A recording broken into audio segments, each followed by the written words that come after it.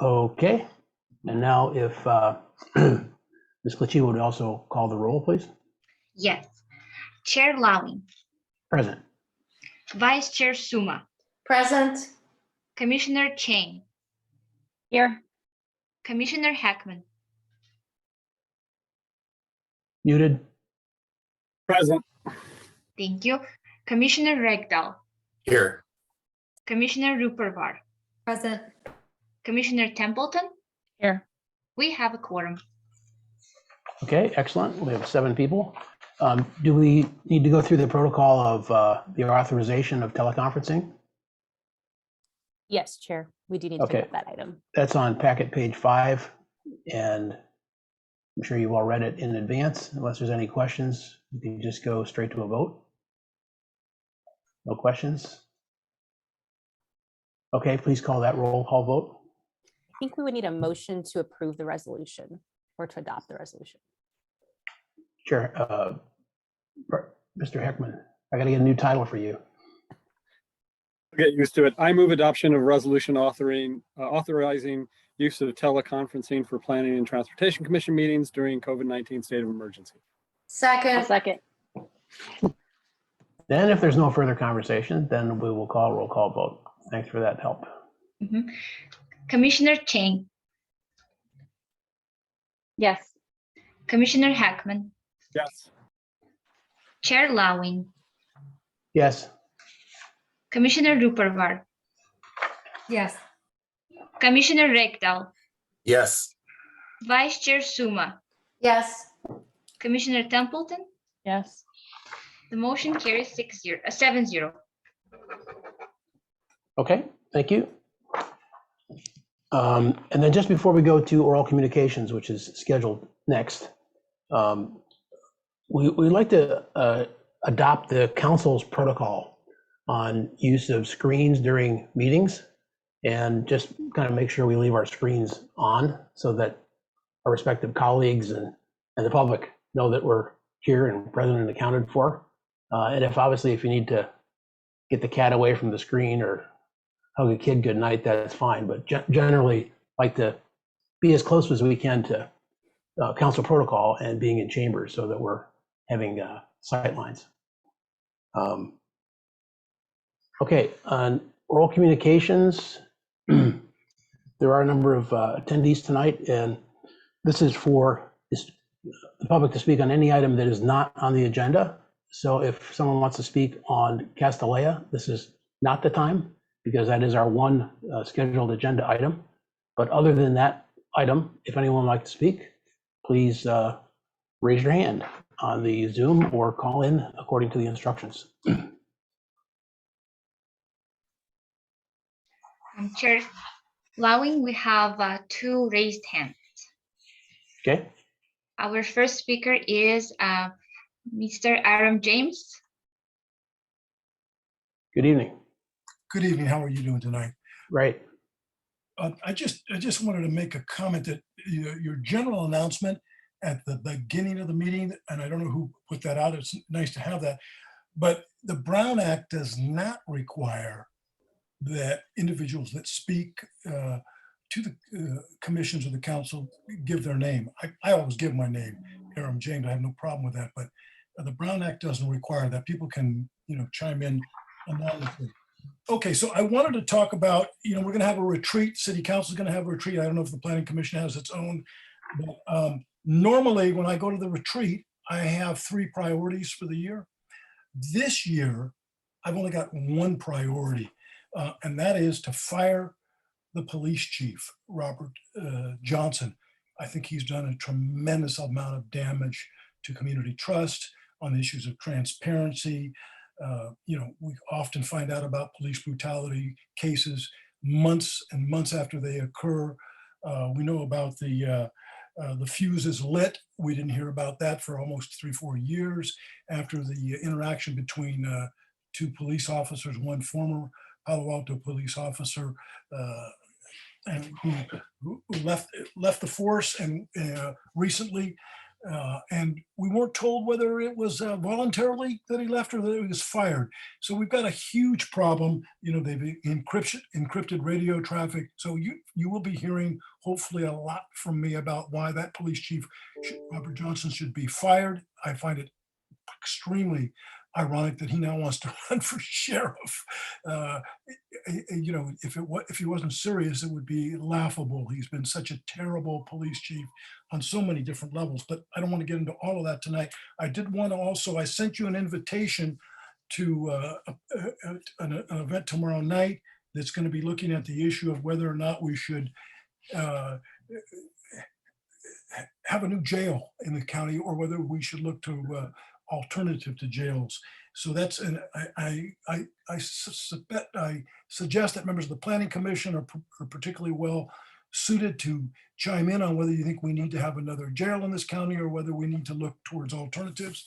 I don't think I have time to read you the full letter that I sent to Joe Simidian, but I'm, you know, telling Mr. Simidian, you know, here's one sentence. Trust me, nothing you've done in your long political career for the little guy, the unhoused, and the tenants at Buena Vista will be remembered if your last big political act is to continue down the road of mass incarceration. Do you want to be remembered in this time of Trump, in this time of voter suppression, in this time of white supremacy, rearing its ugly face, as a guy who voted for more of the same, a jail where brutality and torture carry the day? I invite you to come tomorrow, speak out on that issue. Thank you very much for the time tonight. Okay, thank you.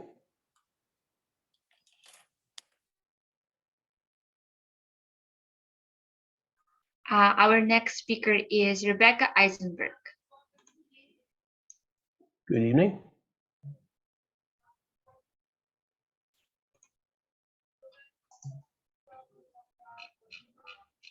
Ms. Eisenberg, you may need to unmute your microphone, or Ms. Plicheva, are we sure that we've unmuted our speaker?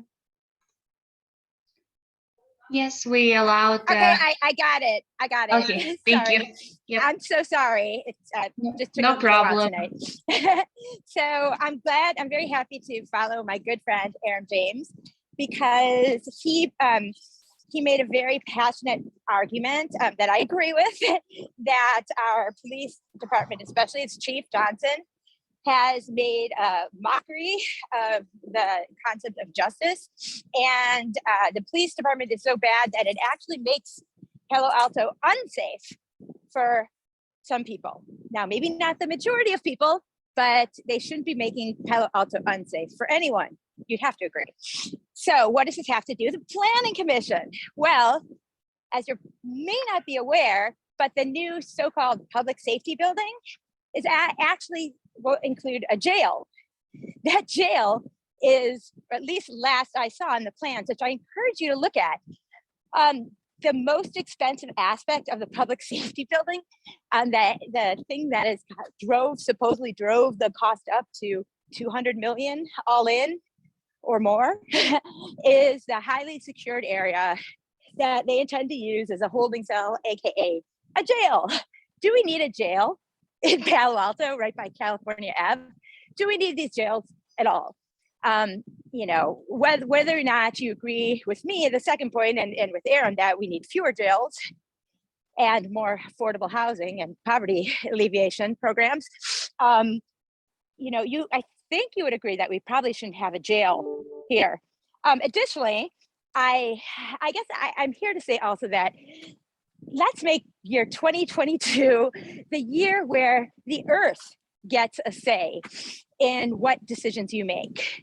As you hopefully are aware, as even the Wall Street Journal is covering it daily now, our behaviors, our continued behaviors, are leading us, as in human beings on our planet Earth, towards a point of no return. We are heading there, we are going there more quickly and accelerating speed every year. And people are already dying all across the world from these dramatic climate events. People will continue to die. More people will die faster if we don't all make a difference. So here's what I propose for 2022, Happy New Year, is that every time you analyze a proposal, that you take, as is required from the comprehensive plan, that you take a really good look on your own about how this affects our planet. For example, an underground garage, this is not about Castellea, I'm talking in general, a private home's underground garage, the new jail and police department's underground garage, and any other organization's underground garage, especially in a residential neighborhood, is unavoidably terrible for the environment. Programs that increase driving, but are bad for the environment. What you all really, if Earth is here, Earth is telling you, please invest in public transit.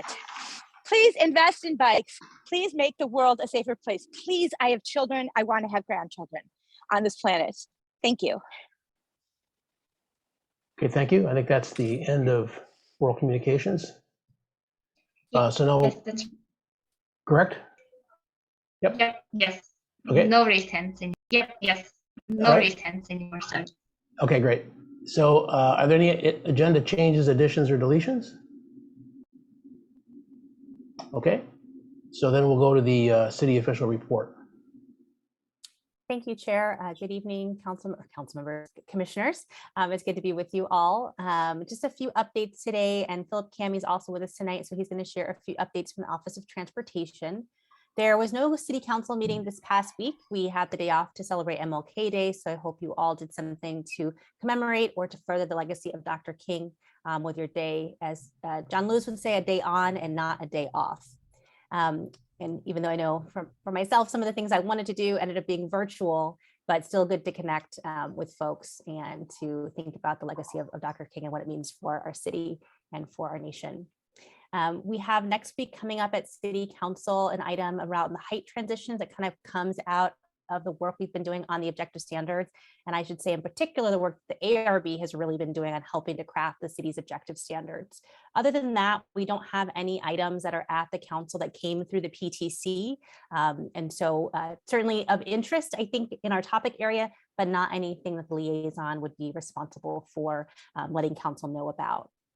We are going to next week council is going to take up approval of its summer and its winter holiday break. And so once we get that and kind of see what their schedule is going to be, I think that might be good to take a look at our schedule so we can either align with their break or just think about that as we think about our meeting schedule. I know that's something that we talked about last week. And so next week we may just be better suited to have a more robust conversation about that. And then next week for our meeting, we'll be talking about tenant relocation assistance. That is part of the tenant protection package that the council heard in November of last year.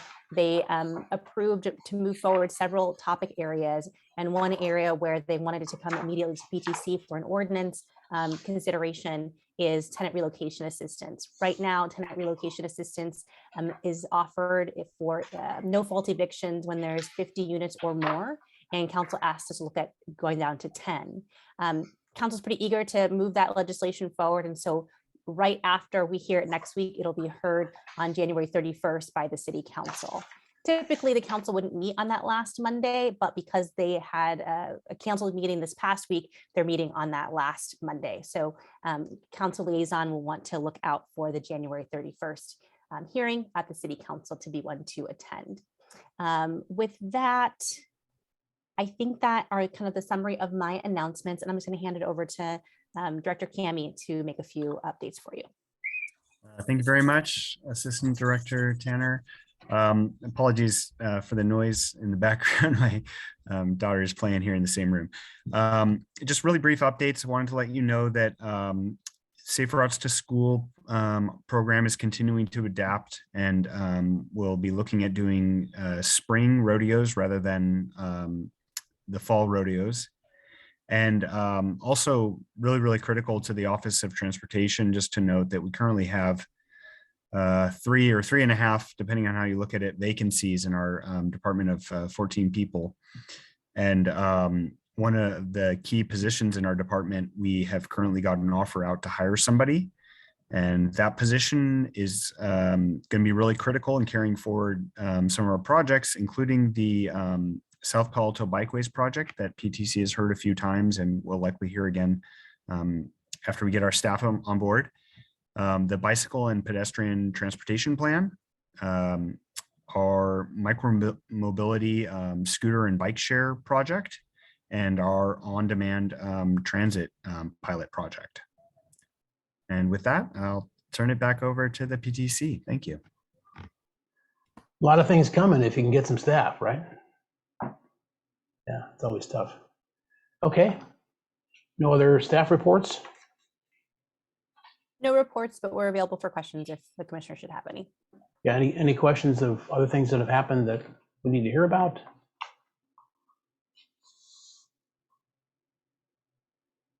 Okay. So then we'll move into our first and only agenda item. Just a review of Castellet School requested CUP and variance per council direction.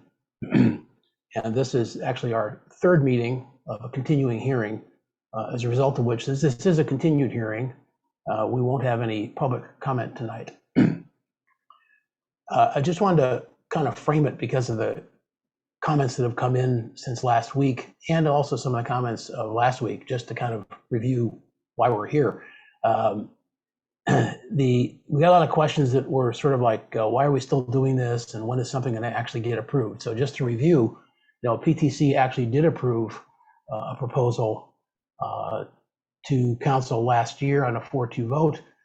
Council ended up not approving that, and instead had substantial questions and comments over a couple of meetings that they held. And then they remanded that, some of the items to us for review and some to ARB. And it's taken a while, 3 meetings now. This will be the third because it's some of the issues are substantial. The plan is, and staff can add to this, is that all of these items are kind of votes, straw votes, back to staff on how we think it should go, and then they come back to us with a fully baked, here's the new proposal to go to PTC. And tonight, to sort of help with that, we actually are going to try to do some straw votes to give some direct feedback on each of the discrete items so that staff knows if there's wild enthusiasm or a split or whatever. Again, it's going to be straw vote. It's not going to be voting on proposal at all. Commissioner Rechtel? Yeah. Is this a good time for me to talk? Yes. Okay. On this item, yes. Yes. Yeah, this is something I have to talk about. First, I should point out that most PTC items are legislative, but Castellet is different. Castellet is a quasi-judicial matter, and that requires commissioners to act as impartial judges. And because of this requirement, I'll be recusing myself from tonight's Castellet deliberations, and I'm going to give a short explanation. Palo Alto Neighborhoods, also known as PAN, is an umbrella organization that connects neighborhood groups from across the city. And I've been active in PAN for several years, including being on its executive committee the past couple of years. In February 2021, we had a PAN meeting that, among other things, discussed Castellet and then voted to send a letter to the city council outlining PAN's concerns about some aspects of the Castellet design. I voluntarily disclosed this to our city attorneys, and they recommended that I recuse myself because my involvement with that PAN letter could be interpreted as bias. I find this frustrating. I'm unable to do my job as commissioner, but I do acknowledge that this will allow commission to reach a conclusion that is unquestionably fair and impartial, and that's very important. Thank you. Okay, that's disappointing news in your I'm disappointed. second meeting on the commission that the council appointed you to. Yeah, fair and transparent government is very important. So I understand why we should have to do this, but I am frustrated, especially after watching hours and hours of video over break. But nonetheless, I will be recusing myself. Okay, as this is our only item except some catch-up items, you don't have to, we won't have to call you to come back in unless you want to just be called for the catch-up items at the end, but we just heard about most of those actually from Assistant Director Tanner, so. Okay. If I'm still around, I will log in. By the way, call me if you want me to log back in. Okay. Okay, thank you. All right, thank you. Okay, so with that, we'll go to the staff presentation. I think Ms. French is going to do that. Yeah, we have just Yes. some slides that she'll present just to refresh where we left off from the previous hearing, since it was almost a month ago, maybe a little over a month ago that we were last together. So Ms. French, if you want to take it away. Yes. Hold on while I get my screen up.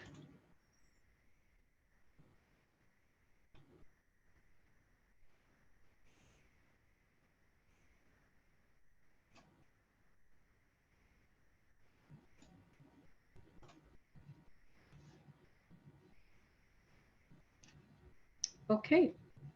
Is everyone Amy, I seeing think you're this? sharing your screen and we're seeing the Zoom screen. You might want to reshare and see if you can get the PowerPoint. Is this working now? I'm not seeing it. No. Okay.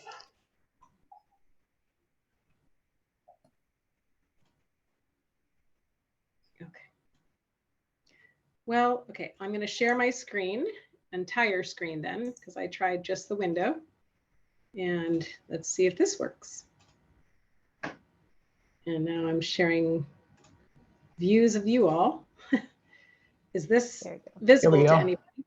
Yeah. Okay. And if you go to view at the top, on the upper left, you should be able to go to full screen mode. Yeah, there you go. Here we go. And I'll hide this just for laughs. Okay. So good evening. I'm Amy French, Chief Planning Official and assigned to this project over these many years. Tonight, I'm going to give just a brief overview.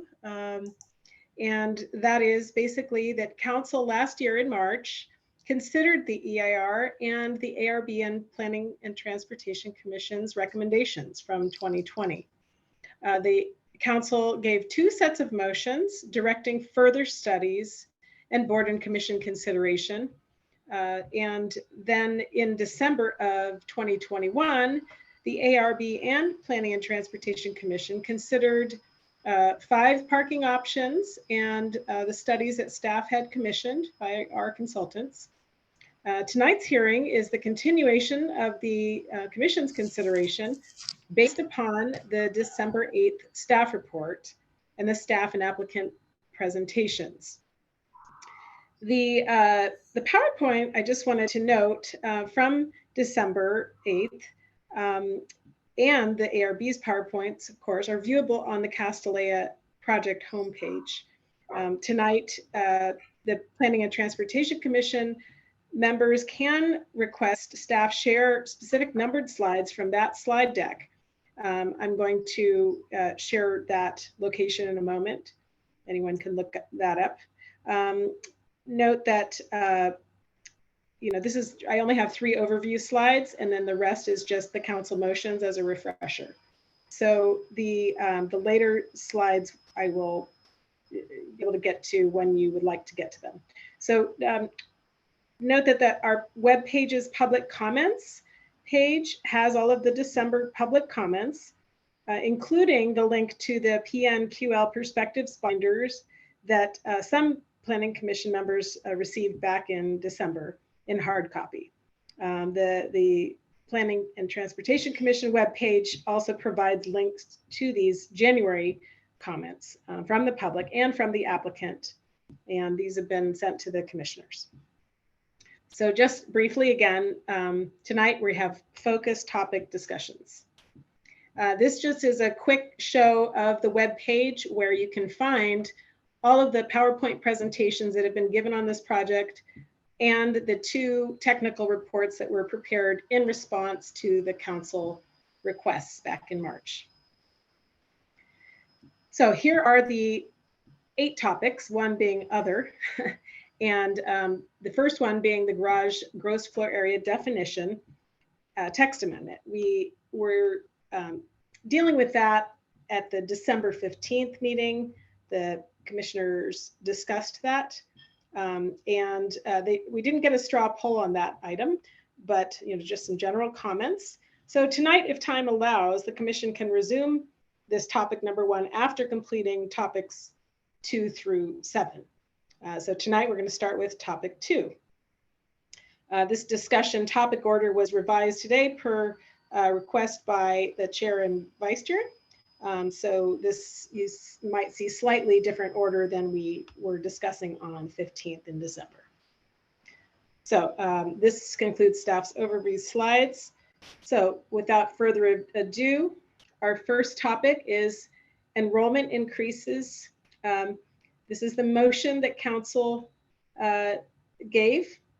And just to let you know, I could, if you'd like, I can go through each one of these numbers just to refresh everyone as to the motion and the slides that correspond from that December 8th deck, if you'd like. So I'll just kind of breeze by these to show you, and you can go back to them.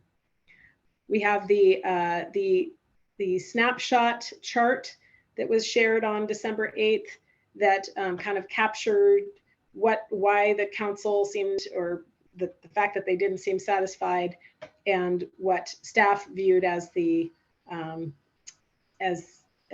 assignment there as far as enrollment increase procedures. And the third one was the special events. This is the motion that council provided, and there are slides that covered that. Then we have the TDM plan measures motion that gave us this assignment. We have the parking reduction motion as number 5. And note this relates to what the applicant returned with. We covered that last time. The 2 different options that the ARB have expressed support for parking garage and surface parking. And then we have the RPP. And then we have the construction phasing motion and what the applicant responded to last time. For other, I did not create a slide that said other. So I'm going to go back now and get us to item 2, although I'm wondering if Medina would be so kind as to share this presentation as needed, and then I can get out of it and see people's faces. Yeah, we can stop sharing screen and then share for commissioners as it's helpful to have the items come back up. Like if you go from item 2 to 3, for example, yeah, we can do that. Okay, so stopping share. Okay. Okay.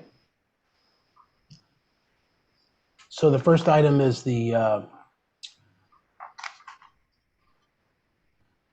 it's a little bit easier to do it with the screen up, actually. But Yeah.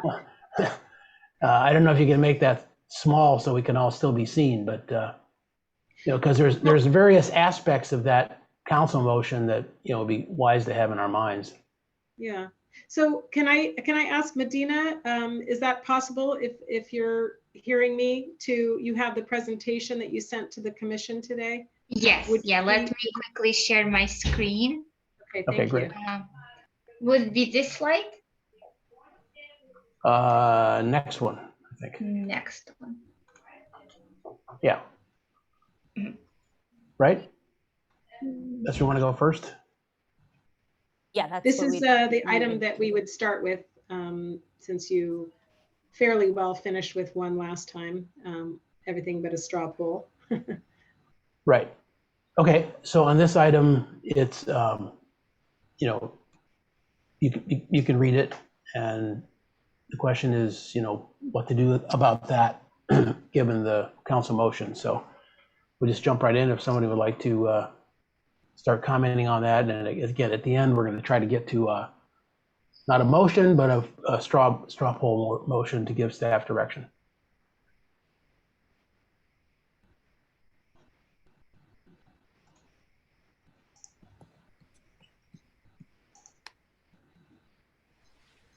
So let's see, Commissioner Suma. Thank you. Since no one else seemed to want to jump in, I'll go first, break the ice. I agree with the city council that we should increase enrollment to 450. And then rather than having an enrollment increase baked into the program, I would prefer for Castellet at any time they want to come back and ask for the enrollment increase. In other words, I don't think it should be automatically baked into the plan. That's quite simply my, that would be my opinion about that. And the reason is really because there's been, unfortunately, so much of a loss of faith between the community and the school regarding enrollment. And I think that's just a better way to do it. So that would be my thoughts on enrollment. Commissioner Rupivar, you had your hand up, but going away. So should I go somewhere else? No, I can address my comments on this. And then I had a question about number one. I can save that to the end. I am of the opinion that I'm fine with, and I agree with starting enrollment at 450, going up to 540. I don't think it's necessary for it to come back to us. I think having enough, I think it's just going to create too much bureaucracy. Having proper checks and balances related to no new net trips and other sorts of guarantees to make sure the goals are hit, and penalty carrots and sticks to make sure things are being followed and proper increases and decrease are addressed is fine with me. Thank you. Commissioner Templeton? Thank you. Regarding the proposal from Vice Chair Suma, I am not sure that that achieves the direction set out by council. We do need to identify a procedure in which they go up to 540 from 450. So I also not sure that bringing it back is a good idea, considering the tremendous amount of delays and expense to the city that have been invested so far. I think doing that again would just be would be too much expense for the city to have to go through this every time we want to hear a proposal to change the number of students. So I'd love to find a way to have a plan baked in based on all the discussions we've already had and find ways to move forward. Thank you. Commissioner Chang? Hi, yes. So I was also confused about exactly what was City Council asking us to do. So there is this language about identifying a procedure in the motion. But as I read all the City Council commentary, it was about identify a procedure in general as to how enrollment increases should be determined rather than specifically from 450 to 540. At least that was my interpretation, right? Because there's multiple ways to interpret this. But that was my interpretation after reading all the commentary, because I went back and read the minutes from that meeting. And so I think where I come out is Castellet is coming to us to ask for an increase because it was actually at 450, I believe in 2013, and the neighbors felt the impact of that increased number of students over the cup at the time, which was 415. And so I think it wise for us to increase to 415, but then hold there to see what happens. Because this idea of no net new trips is a lovely one, but the problem is that TDMs, and I know we'll be discussing the TDM later on, but the TDM can only measure trips to set locations, not to the neighborhood. In other words, if folks are being dropped off or parking in an area without running over the hose that measures the traffic, there's no way to count that. And so because there is not one, or in this case, 3 places where the students can be dropped off. There's, they can be dropped off anywhere in the neighborhood. And so I think it wiser to hold it 450, and then Castellet can come back once it's demonstrated that this amount of impact can be managed. I think those are my thoughts for now. Commissioner Heckman?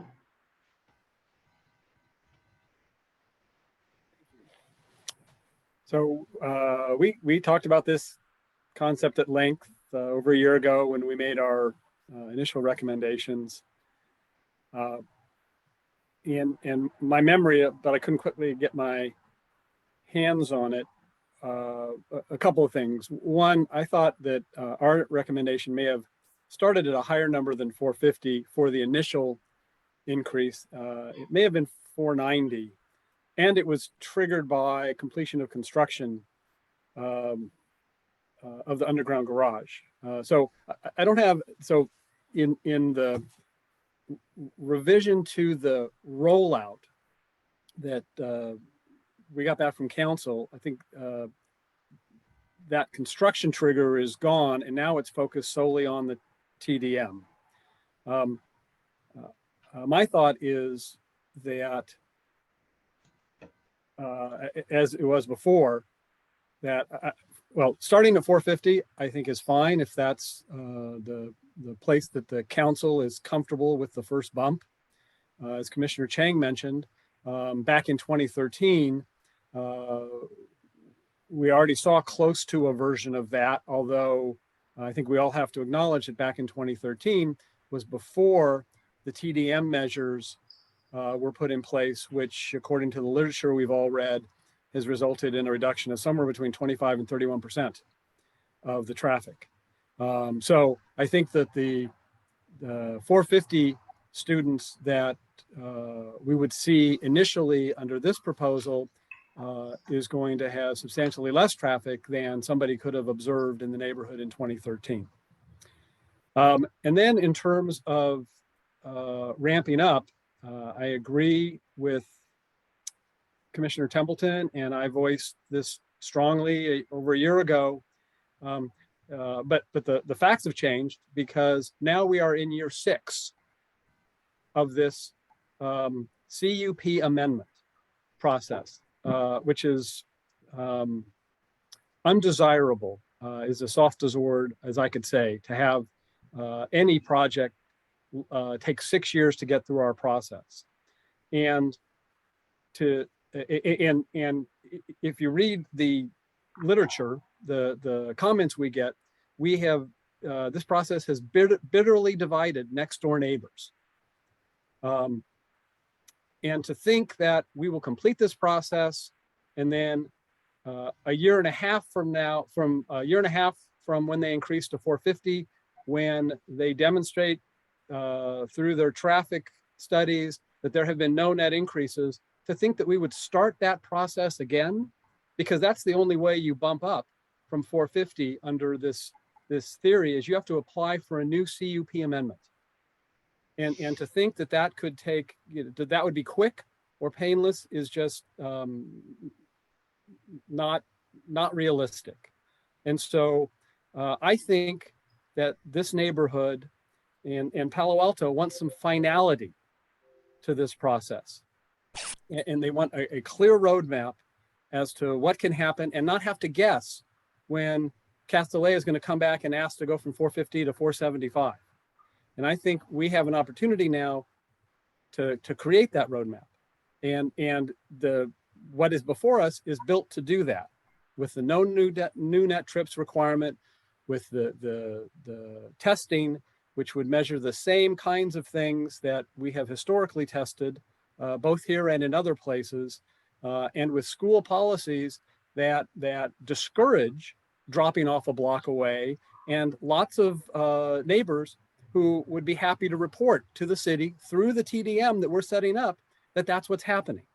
So I have less concern about Castellet families trying to bend or break the rules. I think we need to get an approval, get it started, see how the TDM process works, and recognize that if there is some unforeseen consequence and that we didn't think of, the city itself has the power to initiate a modification process on any CUP. And so I'd rather have the city be in that reactive position that, oh, we somehow missed something, than force the entire community through this process again, I guess up to 4 more times. So I'm fine with the 450. One of the concerns I have, and it's really on the next slide, I think, which is part 2 of this enrollment, is the phasing. Because I think it's important for us as commissioners, when we're going to talk about phasing, to understand like what is the soonest that if the approval is for 450 to phase up to 540, and incidentally, I like the 25 students per bump concept. What is the soonest that can happen, assuming that every required traffic report comes back and shows the no net increase? I know the council was concerned about the ability to act nimbly if a report comes back or successive reports come back and show that there is a violation and exceedance of the no net tricks. And so I think that, I'm not clear if that is part of this separate item. But if it is, then I'd like, nobody's really addressed sort of that schedule of increases. And so I do want to talk about that when we get to it. Yeah. Commissioner Rupert, do you have something to add? Yeah, I guess I just want to clarify something that I said. In terms of, procedure, I felt like we had identified one as set forth in the staff report as well on packet page 19 with the 25 student increases, the 3 reporting periods, et cetera. And I guess I'm a little bit confused as to whether we're trying to drill down and get more specific. Is that what council is looking for? Like what to do if, as Commissioner Heckman said, 3 periods are too late, or whether we're supposed to be more general, as Commissioner Chang said. But I do think we should build on the foundation that we already set forth last time and as outlined in our condition of approval. Thank you. Commissioner Chang? My concern, I wasn't here when PTC made the proposal on the next slide, but council didn't like that. And that, and it also, my understanding is wasn't, it was a 6-2 vote maybe. I think that's what Chair Lowing mentioned. 4-2. 4-2, sorry, 4-2. I was thinking 6 people total. So it was a 4-2 vote. So, but council didn't like it. And so I'm not sure that we should be bound by that. With respect to putting the city and Castellea through this process again, if Castellea were to come back to ask for an enrollment increase, it would be solely an enrollment increase. Right now, there's a lot more on the table for the CUP, which is causing things to be a slower process than I would imagine if it were purely regarding an enrollment increase. So right now we're talking about new building, changing variants, building a unprecedented underground garage, or maybe, so that makes it a lot more complex of a CUP than it would be if it were just something talking about an enrollment increase. And then finally, my concern with something like a 25 student enrollment increase in a given year is that is not something that I believe Castellea could easily roll back. In other words, once a student is at the school, you could tell the student, sorry, you can't attend anymore, but that doesn't seem something that is fair to that girl. So there's no easy way to ameliorate a problem if it becomes clear that the enrollment is too high if we go up too quickly. Thank you. Okay, I want to get in this debate here, but I'd like to have Commissioner Templeton feel free to go first. Oh, Chair Lowing, you're welcome to go first. Well, I was actually going to pick up for my comments on what you said, which is, what is the actual council direction? I spent a lot of time on this in the last week, not talking with any council members at all, I would hasten to add. But I did go back to the minutes and thought about what our assignment is, what judgment is being asked here, since they flat out, turned it down. And if you look at the minutes from 329, they talk about the motion's up here, so I'm not going to go in a lot of details, but the specifics I would say is they said to review allowing Castellea to apply. They don't say they have to, and it's in multiple cases contingent on their verified success. And later in the motion, as it was revised, Vice Mayor Burt understood the intent was not to allow enrollment to exceed 450 unless and until verification of TDM goals was accomplished. Vice Mayor Burt indicated the intent was to allow 450 based on proof of fulfilling trip requirements, then increase enrollment from there. Councilmember Stone did not support a ministerial process. So I don't feel like we're obligated to come up with a different set of numbers. And this is obviously a core aspect of the CUP, which we know, everybody knows, is the request by any applicant for a CUP is not a right or an entitlement, and it's not a wish list of everything that somebody wants. The 540 number, I asked Ms. Kaufman, who's attending tonight, a couple hearings back, where that came from, and she said that was the most students we could execute with the TDM requirements, which is a perfectly fair answer. And their consultant said, admitted that executing on TDM is going to be challenging, which I appreciate the candor, because we all know that.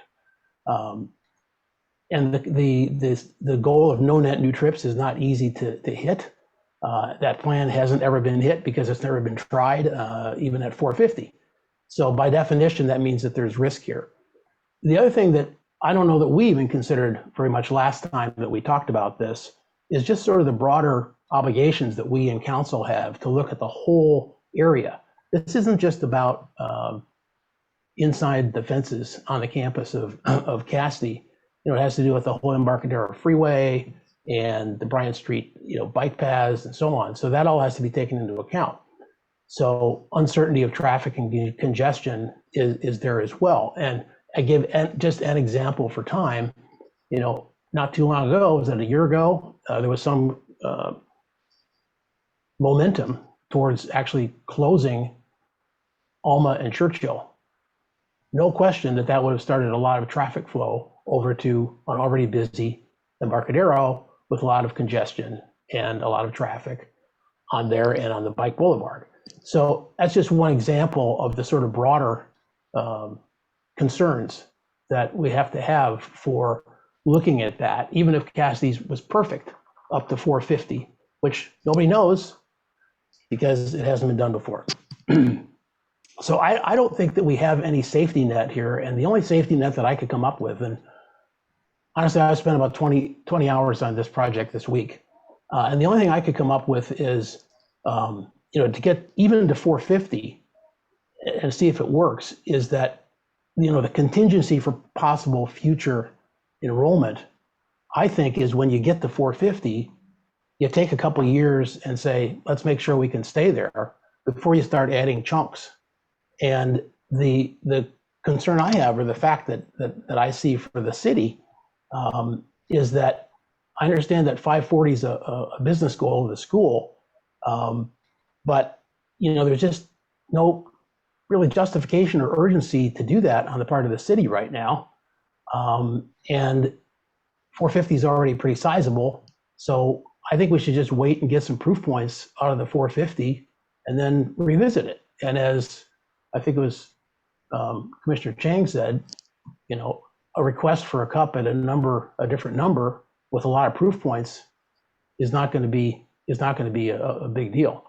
And in any case, I don't think that this is, as Commissioner Heckman said, you know, a couple of years out that they'll be applying for a new cup, because it's going to take a lot longer to just actually get the place built and get the things going. So I really feel that our judgment back to council has to be that the whole area is under potential siege on Embarcadero, and just waiting for a little bit more time to see how Castellea plays out and any of the other factors, you know, argues for just stopping there and looking at it later down the line. I just think that's the best judgment that we can put on it with the facts that we have right now.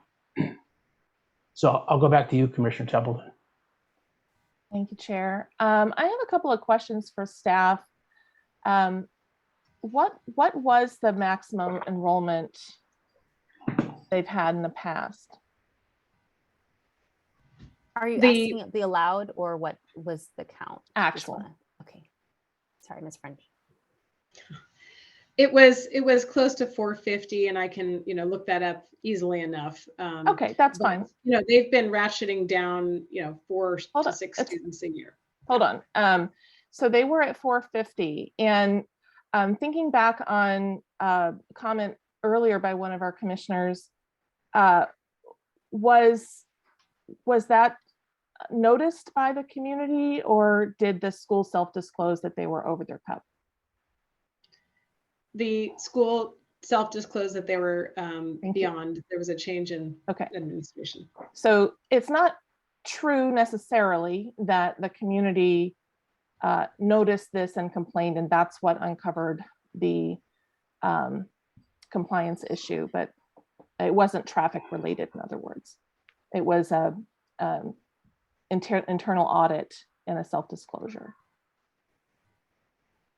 That's my understanding. Great. That clears that up. Thank you. So we already know, just based on that, to the commissioners who have expressed concern about the disruption that 450 students might provide, we already know that it was not disruptive, and that they've already implemented some strategies to reduce the traffic demand since that time. So I think that's not as urgent a concern as it may have been positioned tonight. Also, I was just wondering if staff can weigh in. We've heard a couple of different perspectives on what exactly council wants, and I think, you know, the interpretations, everybody's bringing their own perspective here, but what can you clarify what exactly you would like from us tonight on this item?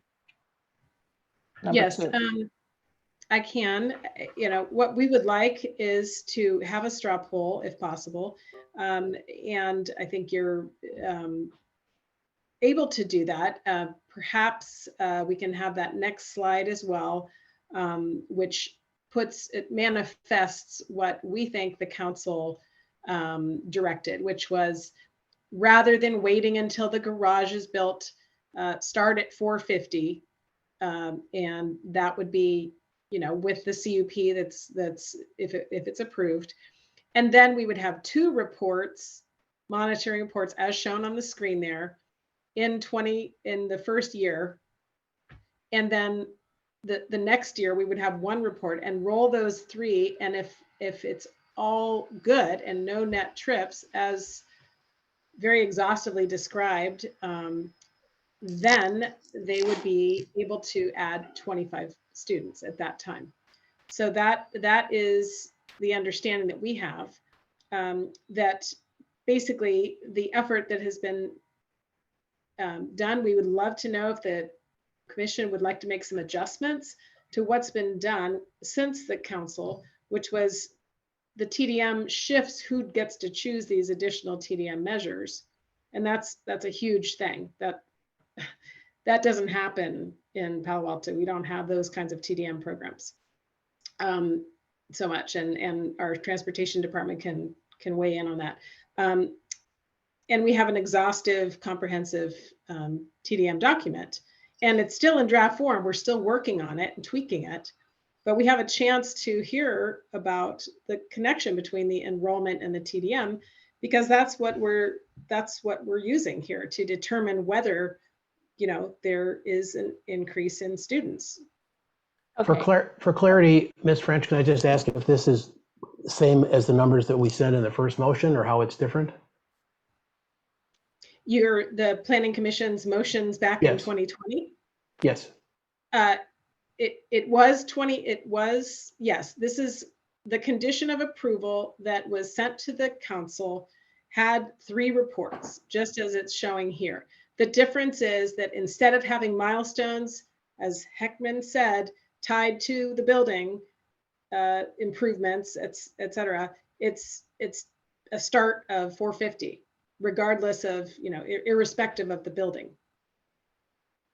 Right, but otherwise, I'm just asking clarification. Otherwise, the step up of 25 students after those is at the same time frame as before. Okay, sorry, Commissioner Templeton. I thought we should be clear on that. So Thank you. I was also going to ask a clarifying question. Okay. Ms. French, what I want to take a slightly different angle from what Chair Lowing just asked, but does this slide that we're being presented with incorporate changes directed from council, and then you're presenting it back to us for feedback?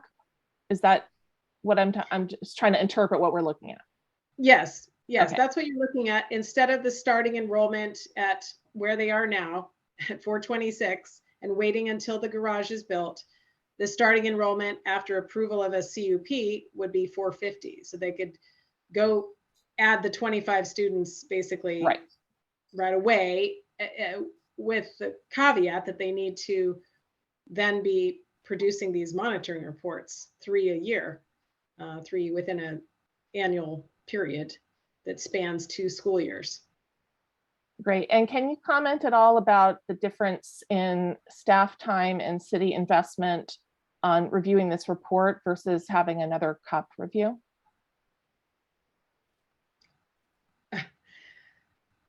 I'm not sure where to begin on that. You know, Super basic, just like one is more labor intensive than the other. Certainly. Well, I don't think would as be more labor intensive. I would offer, Ms. French, that I think a CUP review would be, I mean, we do have monitoring reports of all kinds that we receive for various projects and review those. I think a CUP is a much more labor intensive process than reviewing a monitoring report. In particular, there's not a body or bodies that are making a decision and all the work that goes into preparing items for that. Thank you. And finally, sounds like these monitoring reports are a tool that we're already using really effectively in the city in other areas, and it's not something new or that we should be worried about for trying it on this project. Is that correct? It's actually, if I could respond to that, please do. We're already collecting monitoring reports from Castellea for this school, and we publish those. So it's not a departure of what's happening now as far as receiving reports. I think the difference with the conditions is we were planning on tasking the applicant to fund our efforts to review such reports, among other items in our conditions that we had offered. That's very helpful. Thank you for answering all these questions. And just to wrap up my comments here, I think that the plan that is in front of us now looks good. I prefer the less labor intensive and higher impact that we're going to see with the monitoring reports versus having more hearings around this every couple of years. And I like the idea of starting at 450, given that they're going to begin with these TDM plans in place. So that's my feedback. Thank you very much. Commissioner Heckman? Thank you, Chair. So I want to remind all of the commissioners that we have as a part of this project, a completed environmental review that went through extensive, extraordinary public comment and is done. And one of the key aspects of that EIR was a study of traffic. And that study of traffic was not just within the four corners of this property or even within the local neighborhood. It was a study of traffic generated by this potential expansion of enrollment on the network of streets that feed it, including Embarcadero. And the conclusion reached, and incidentally, the analysis was based, at that time the EIR was done, there was not this no new net trips limitation. The EIR studied actual traffic increases generated by Castilea's enrollment and still concluded that there was no significant impact. So I think we're on thin ice if we use as a reason for delaying enrollment increases kind of this wait and see what happens to the city of Palo Alto and its streets and what other changes in other areas may occur, recognizing that the EIR actually did analyze potential future projects. It was that comprehensive a review. So again, the point of tonight's meeting is to give staff direction on things to bring us back so that we can make a recommendation to council. And one of the things that I think is critical, and I'm hoping the commissioners will join me in a straw poll to get this, is I don't believe that this schedule that we're looking at on this slide really accurately tells the tale of how this will roll out. Because, for example, we start at 450 and they have 3 monitoring. First of all, they have to actually grow to 450. And so that we can, I need to find out if they have to grow to 450 before we can even start the tests at 450. Because if that's true, then you have to realize that Castilea, no private school just picks up 25 students, with a curtain call, right? These applications, it's a lot like college, and you are applying in the fall, and somewhere between March and May, you're getting your admissions. And so, once we approve this, we're here in January, for example. This is no way this gets done before March. So at the earliest, we're looking at approval where they can start to solicit increases in their enrollment for the 2023-2024 year. So that's already putting this off. And so what I'm asking the commissioners to support is to have staff come back with a realistic schedule that includes not only sort of the due dates for the monitoring reports, but applies that to the Castilea's enrollment and admissions process, which again, I believe is from discussions we had over a year ago, is standard with other schools that they compete with, so that we can really see how long it's going to take them to get the go-ahead to add students, and then how long after that before they can realistically actually add students. If I may, commissioners, I think we could share a little bit more detail about the schedule. I think it's from the conditions. I know there's a lot of text that you've all had to consume. And so certainly because the timing of this hearing, these dates are not right in terms of like, it will be in the future that this would happen. But the idea is that the report is due in January of the calendar year, and it covers the academic period from August through November. And then a report is due in May that covers the academic period from December through March. And then the third report is due in September and covers the academic period from April through July. So it's kind of breaking up the academic year. And so that way, if there is an increase, it's based on proven effectiveness of the TDM from those time periods. And so you kind of don't pass go until you can show that it's happened. I don't know, Ms. French, if you want to speak to the increasing enrollment up to 450. I think we would be getting reports on the way to 450 as well as once they reach 450. Yes, I was going to say that. I think something that Commissioner Heckman, you said was, I think, an assumption that doesn't bear out with our condition of approval, which is, I think, 22 in the transportation. We would be receiving reports on the 426 students that are there now, and that counts as a report. It doesn't have to get to 450 first and then start counting. What we're doing is monitoring their ability to keep no net new trips and keep the average peak period trips where they are. And so regardless of the number of students. So they just have to produce reports that start in the prior academic year, as noted here. In the current year that we're in, they're creating reports now based on the number of students that are there now and showing that they are not increasing, there's no new net trips. If that makes any sense. Even before they get to the 450, whenever that happens.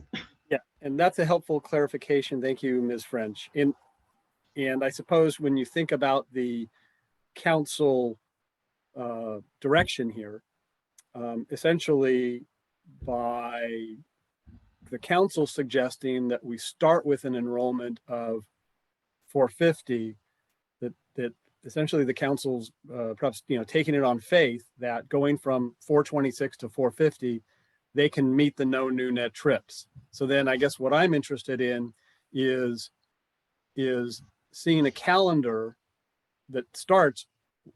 When do we think realistically, when does Castellea think that they can have, that they can add those 25 students to get up near 450? And then when are the reports after that, so that before, are they set such that before they can go to 475, we know by this mechanism we've created that 450 is staying within the no new net trips range, because that's the logical time to then step up to 475 once we know 450 works. And then once they go to 475, we want to know that 475 works before they go to 500. And so the kind of the schedule I'm asking for, the expanded version of this would show us that. And so again, I'm not asking for that tonight. I'm saying I think that would be a very helpful tool for us to have when we come back to deliberate on this, if my fellow commissioners agree. We can do that. We can come back with a calendar that is more specific. So, Commissioner Lowing, I don't know if at some point I'd like to ask for a straw poll on that discrete item, but whenever you feel it's appropriate.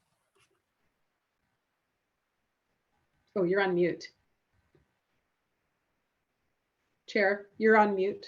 I know I shouldn't have done that, but Okay. are you done for right now, Commissioner Heckman?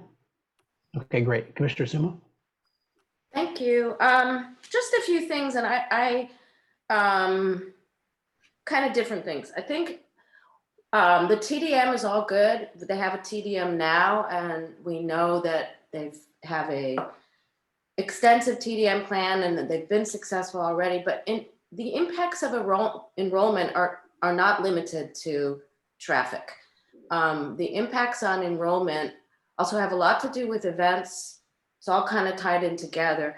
And I would like to say that as extensive and complete as the EIR was done, unfortunately, because it just missed it by like a day, the EIR was not subject to the standard in the state of California now, which is to evaluate vehicle miles traveled, which would have been interesting to know for this project, since so many of the students come from out of Palo Alto. So I think we don't really have as much information as we might have on that. And like I said, that was just the timing of like, it didn't, the next day it was required as opposed to the day before. So I wanted to make those points that the enrollment is not the only impact that more students have. And I can't quite appreciate a concern that Castellea would not be able to serve girls at the 450 level quite quickly, because we have heard in testimony how many applications they get.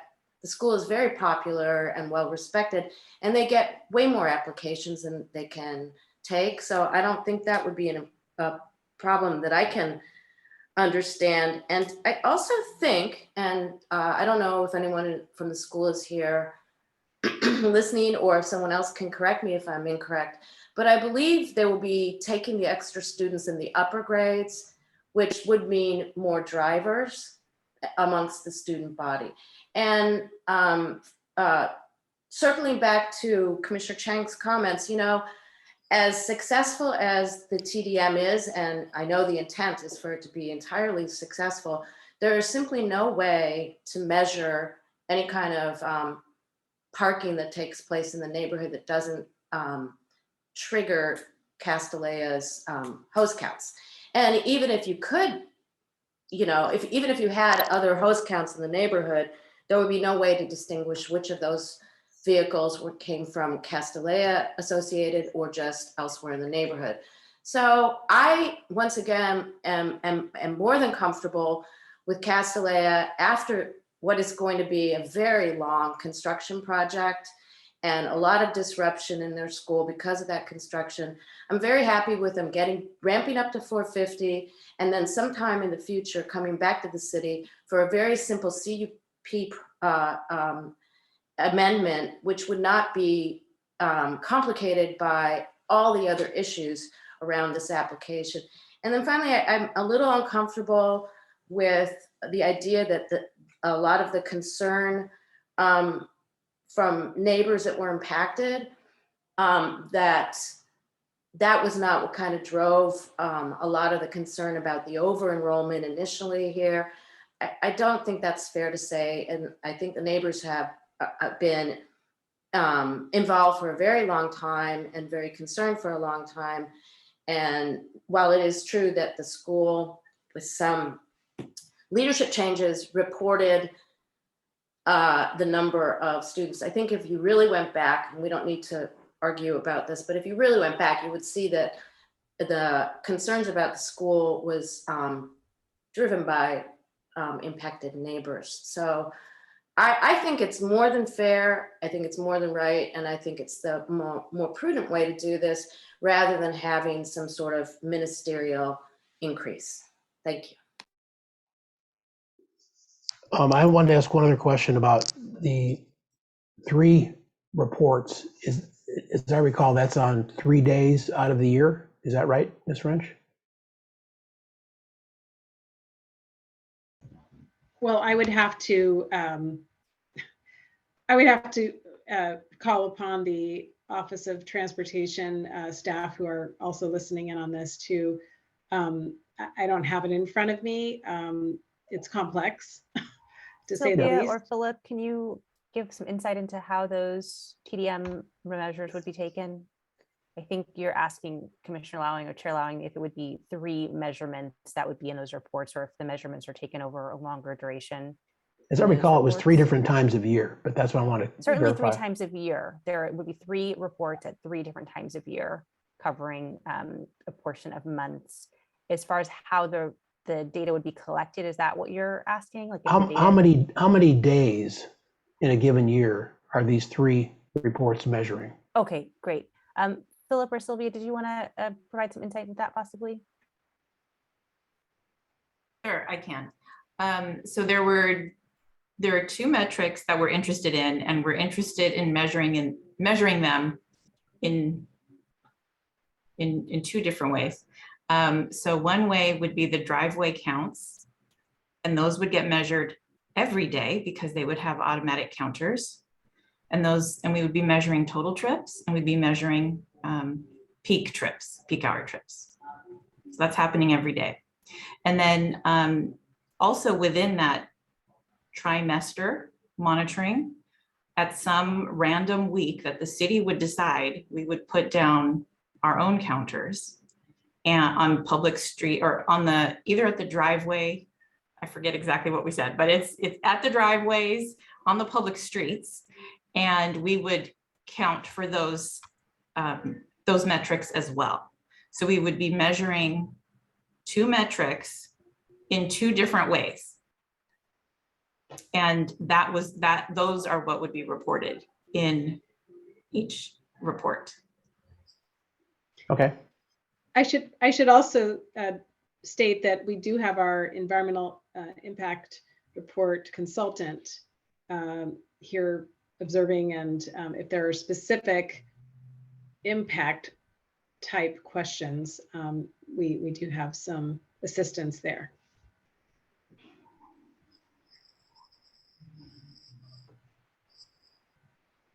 I don't see any questions for Okay. that consultant.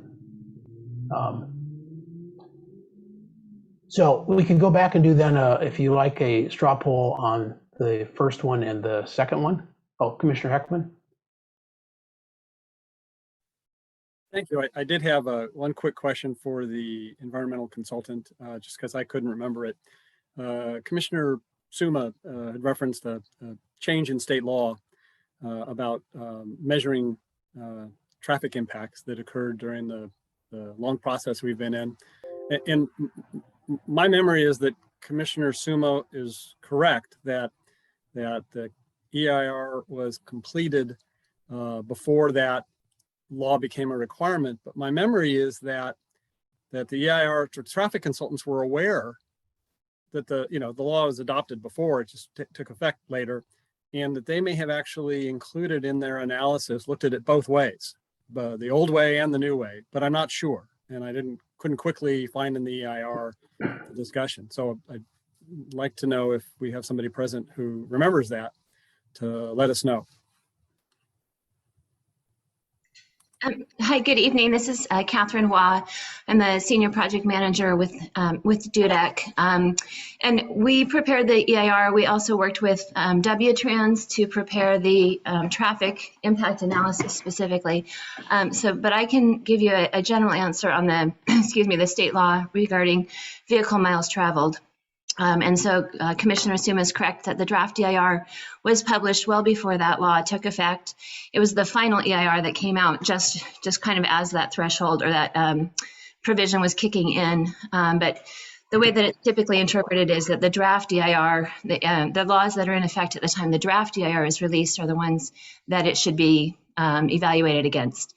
But you're right, also, Commissioner, allowing that, we did include an analysis of the vehicle miles traveled. It's just not as detailed as what you would see today because there weren't all of the thresholds and policies and methodologies in place at the time.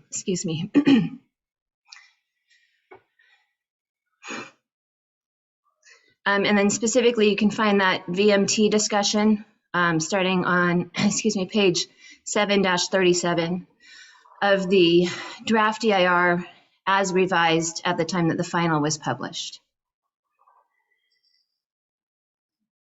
Okay. Commissioner Chang, did you have something else to add? I just had a question, a clarification question, because another commissioner earlier said something about skating on thin ice. And so I wanted to understand whether we are bound by anything with respect to deciding whether or not to renew a cup or not, in terms, for other quasi-judicial hearings, sometimes we have to find findings.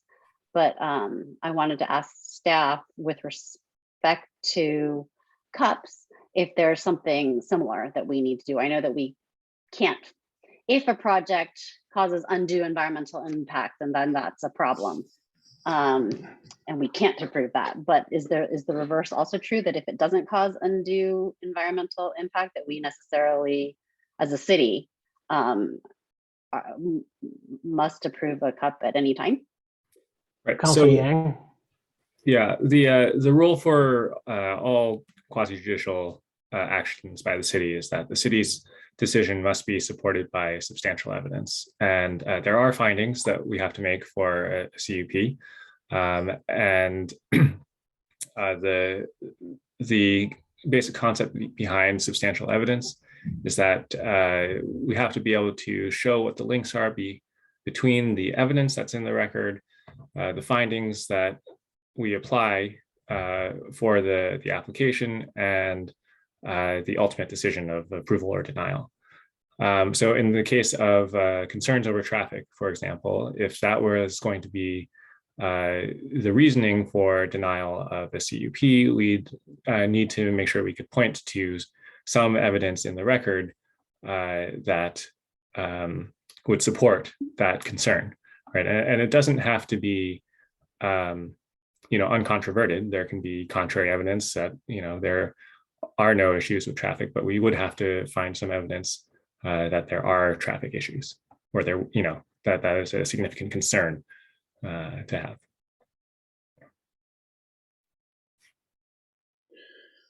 Okay. Let's revert to the first one, and I think item number 1. Do you want us to go back in the slide? Yeah, thanks. Can you go back, I think 2 slides, maybe. Oh yeah. I think you wanted to go backwards to the slide that had all of them listed, that one? No, I wanted to go to the first one that we looked at, which is phased enrollment. Okay, great. Right. And so, to get some sort of motion, we have to have a motion. So, I just feel that there's no reason for the city to take this risk, or no urgency for us to do so. I fully support going to 450. I think that the judgment that we should pass along is that we don't need to take the risk, and therefore that we should go to 450 as soon as they can get there.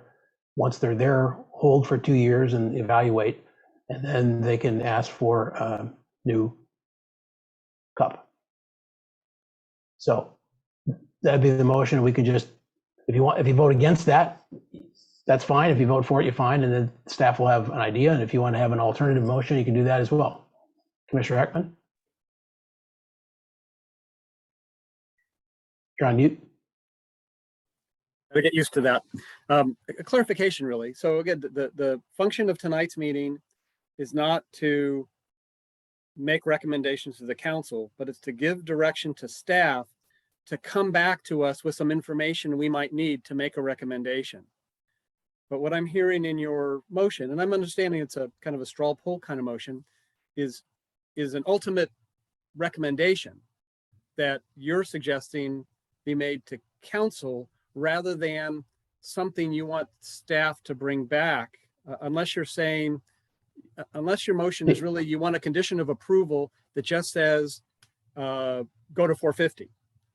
Right. What I'm saying to the simple implications are that if we went to 450, that would be it on this one, and we went to the second one, I presume that it would be the same, which is we don't have to go incremental right now, because we're not going to step it up until they do another cup.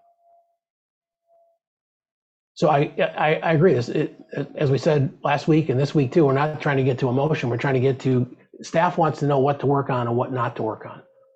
And this motion would have the effect, and you're asking exactly the right question, this would have the effect of saying, this commissioner and X others want it this way, and X others want it a different way.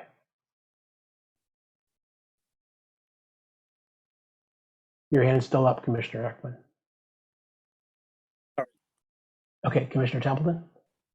Thank you. So, Chair, are you asking if anyone wants to make a motion, or are you making the motion? I made it, and I know it's risky to use the word motion, but we're a straw poll motion, and then we can just give that kind of input to staff. I see. I thought you would go out to the commissioners first to make a motion. I won't be supporting this motion. Thank you. Yeah, other discussions? Do you need a second? I don't think we need a second. Or, I think okay. it's on the table, and we can discuss it, and then we can just vote. Any other Maybe just to discussion? help procedurally, I think that the idea with the straw poll versus kind of a traditional motion is that, unlike a traditional motion with a maker and a seconder and kind of the roll call vote, this is more kind of a show of hands direction that you're indicating to staff. versus kind of that a little bit higher procedural order of the actual motion. So hopefully that doesn't confuse you. Thank you. No, very, very well stated. Commissioner Heckman, your hands back up. I won't be supporting the motion, and I hope a majority of my fellow commissioners will not support it, not because it's not where ultimately the recommendation of the commission may be, but because it cuts off or attempts to cut off our information gathering process. And specifically, if you make this motion and then I make a motion on the next slide to bring back information and a majority votes against that, then we're really voting to stay ignorant and not understand fully before we make a recommendation on locking down the 450. We won't have the full information to really understand how long it will realistically take to roll out. So again, I think you can withdraw or not support this motion without any prejudice to ultimately making the recommendation Commissioner Lowing has in mind when we come back and make recommendations. Thank you. And we will get to the next slide as well. Okay, any further discussion? Then let's do a straw poll in favor of, just to summarize, stay at 450, get there and watch the risk and what happens for 2 years. So we just do hands? What works for you? I think everyone's on camera. People can just even raise Yeah, we can just raise your hand. hand. That could be helpful. Don't we need to read it into the record somehow? I believe that we have. Commissioner Long, I think, our chair just restated his motion, but Mr. Yang, did you want to? Oh, I meant the vote, sorry. Oh, The sorry. votes. Yeah, we should, I think we should just go down the line and have each commissioner say, you know, I do support or I don't support. So. Thanks, Albert. Yeah. So then we can have Ms. Glacheva go down the list. Yes. Commissioner Chang, I support Chair Lowing's straw poll motion. Commissioner Heckman. Do not support. Thank you. Chair Lowing, Yes, support. Commissioner Rupervar, No, I do not support. Commissioner Rekdal.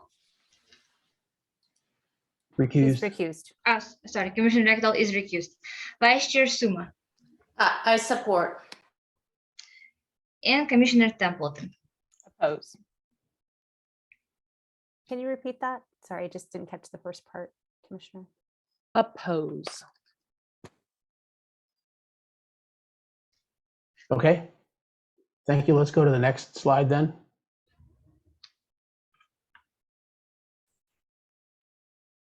There we go. So anyone ready for a straw poll? There we go. Commissioner Heckman. Thank you. I move a straw poll that we direct staff to come back to us the next time we're going to hear this with a more detailed phased enrollment calendar that that takes into consideration Castaleia's enrollment schedule and includes the likely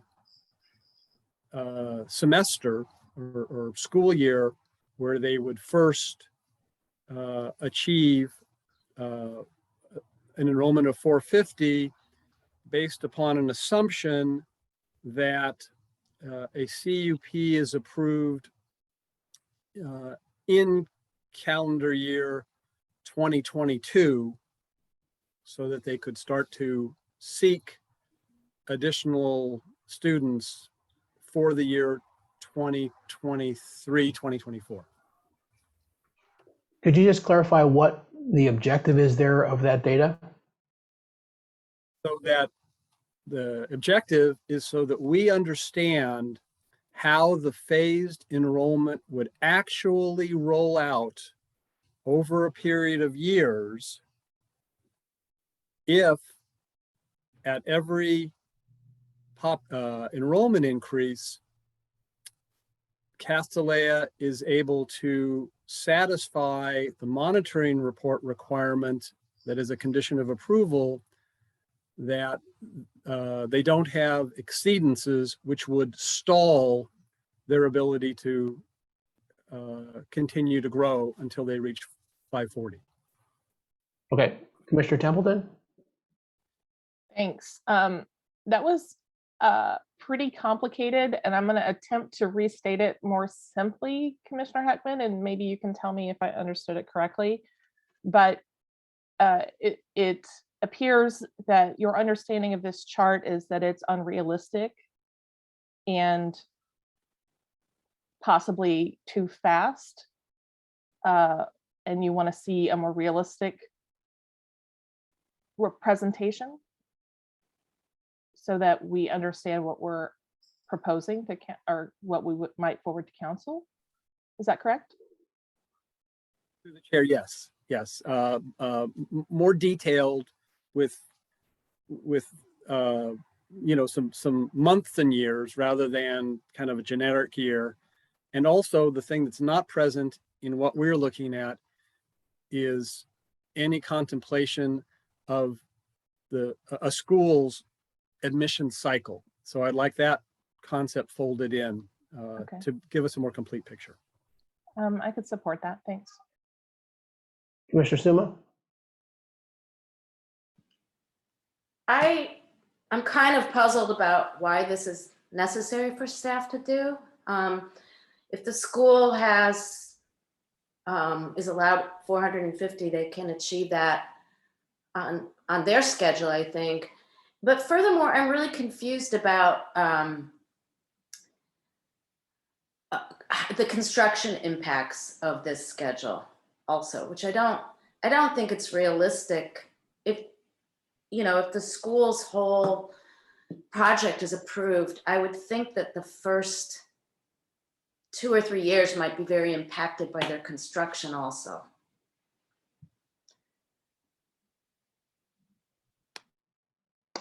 Commissioner Chang? Yes, I have that same question about how construction would impact monitoring. So maybe, you know, we might want to amend the straw poll a little bit if we go with that, because I hope that the timeline might include, because if the students are not even on campus, then any data from while the school is there is not relevant. If the students are on campus, but there's all this construction, then again, the data is going to be really strange. But then the question that comes up in my mind is we're asking for realistically what it would look like if the school met all the targets, what the calendar would look like. And then think the related question that I have is, what if the school doesn't meet a target? Then what does the timeline look like for ratcheting back down, right? Like, because again, if there is an impact discovered at a particular point, the school can't immediately drop 25 students. It would have to deal with an annual cycle probably, and maybe natural attrition. So I guess that would be the additional information that I might want to see in terms of understanding, if I understand the goal is to find out how long it would take to get to 540.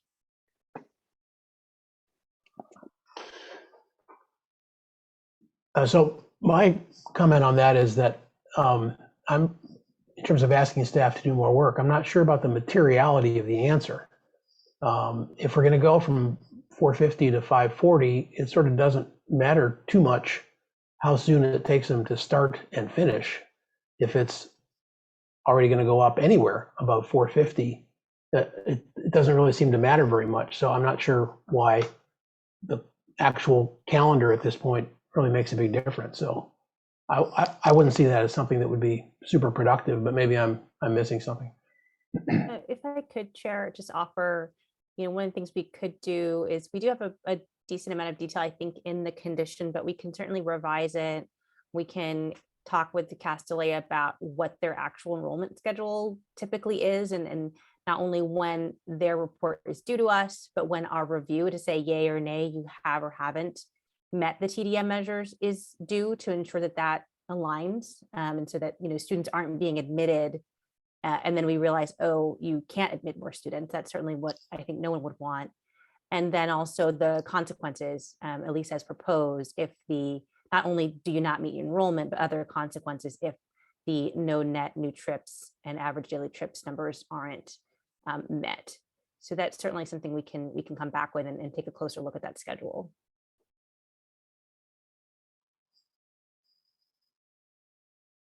So I kind of feel if you want to do that, that's fine. But if Commissioner Heckman, you wanted in a straw motion, we could do that. Yeah, go ahead. Yeah, I would like a straw motion here. I do think that Commissioner Chang has a good suggestion. At the risk of further complicating this, I think it would be useful to us to understand, you know, and I don't think we can't look at every possibility, but at least an example in this schedule that assumes compliance every time, some example of what happens if there's not compliance, so that we can get a sense of how much of a delay is occasioned by that. And I would mention that Commissioner Chang has mentioned a couple of times ratcheting down enrollment. The way the conditions of approval are drafted and the TDM, as I understand it, is actually cutting enrollment is the last most harsh action. That what would happen if there's an exceedance is, the way the TDM is set up, is Castellea has to go and apply some new programs to try to bring it down, to get back to no new net trips. And if they get a series of reports where they're being unsuccessful, the city actually has the ability to step in and insist upon certain items in the TDM that get tried until they get back down to no new trips.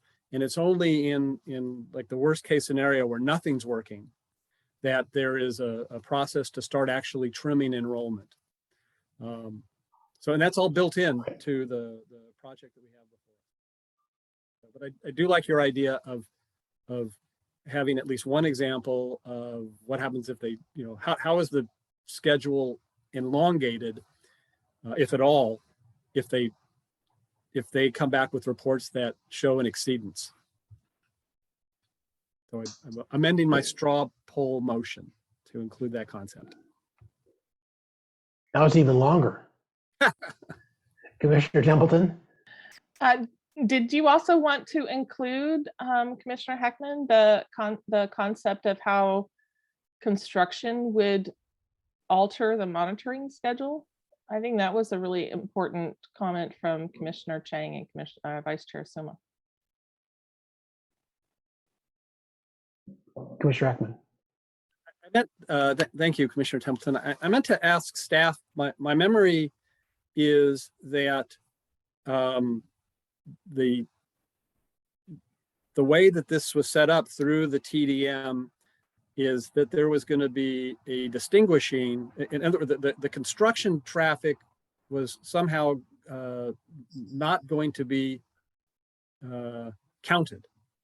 Because absolutely that's additional traffic, assuming the school is taking place on campus and hasn't relocated, then that construction traffic is in addition. But I thought this was addressed somewhere in the TDM or conditions of approval, and maybe staff can remind me of how construction traffic is you know, dealt with in these monitoring reports. Yeah, I was just looking at the other thing, which was the ratcheting. I have something to share there, and maybe while I'm doing that, I could ask our consultant to locate how we solved for construction while there was a temporary campus on campus. I just thought it might be helpful if I shared this. It's from their TDM, updated TDM program that shows, it's in a table, a box showing, first report infraction, second report infraction, then what happens, you ratchet down by 5 students or more, et cetera, if that would help the conversation. Well, I think Commissioner Heckman ought to just try to summarize the straw poll, and we can vote on it. Yeah, I think I also did see Sylvia maybe was going to answer the construction traffic question. I mean, I think suffice it to say there is a way to separate it out, because we certainly would not want that to be confused with the school trips. Did you want to add, Sylvia, to that? I just wanted to second the notion that yes, construction trips would not be counted. I'm not sure how the consultants had figured out how to keep those separate. But we would not include the TDM. Okay. Does everyone know what we're voting on with all those ads, or do you want to try it again, Bart?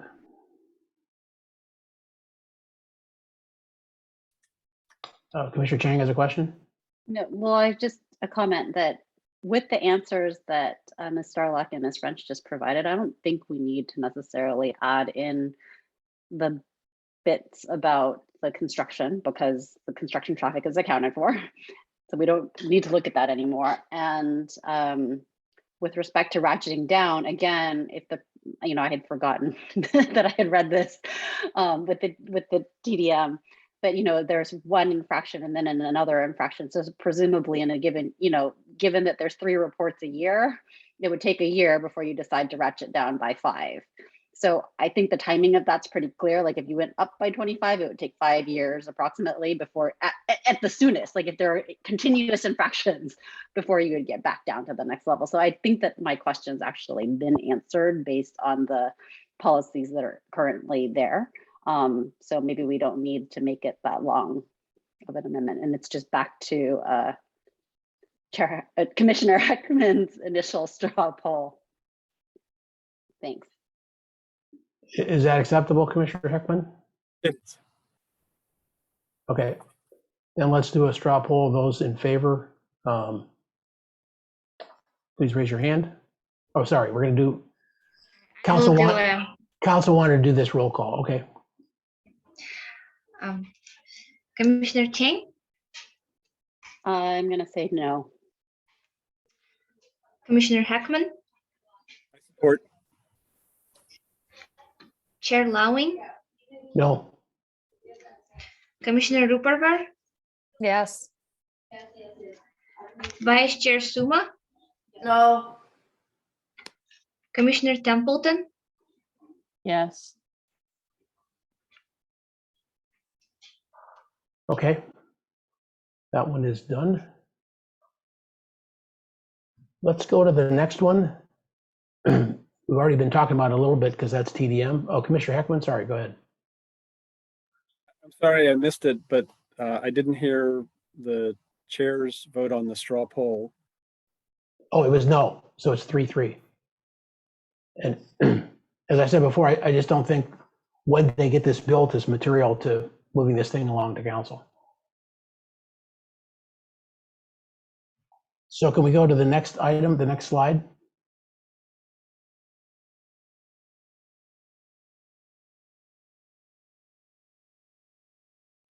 Okay, special events. We're at 7:49. I'm game to tackle this before we take a break. Is that okay?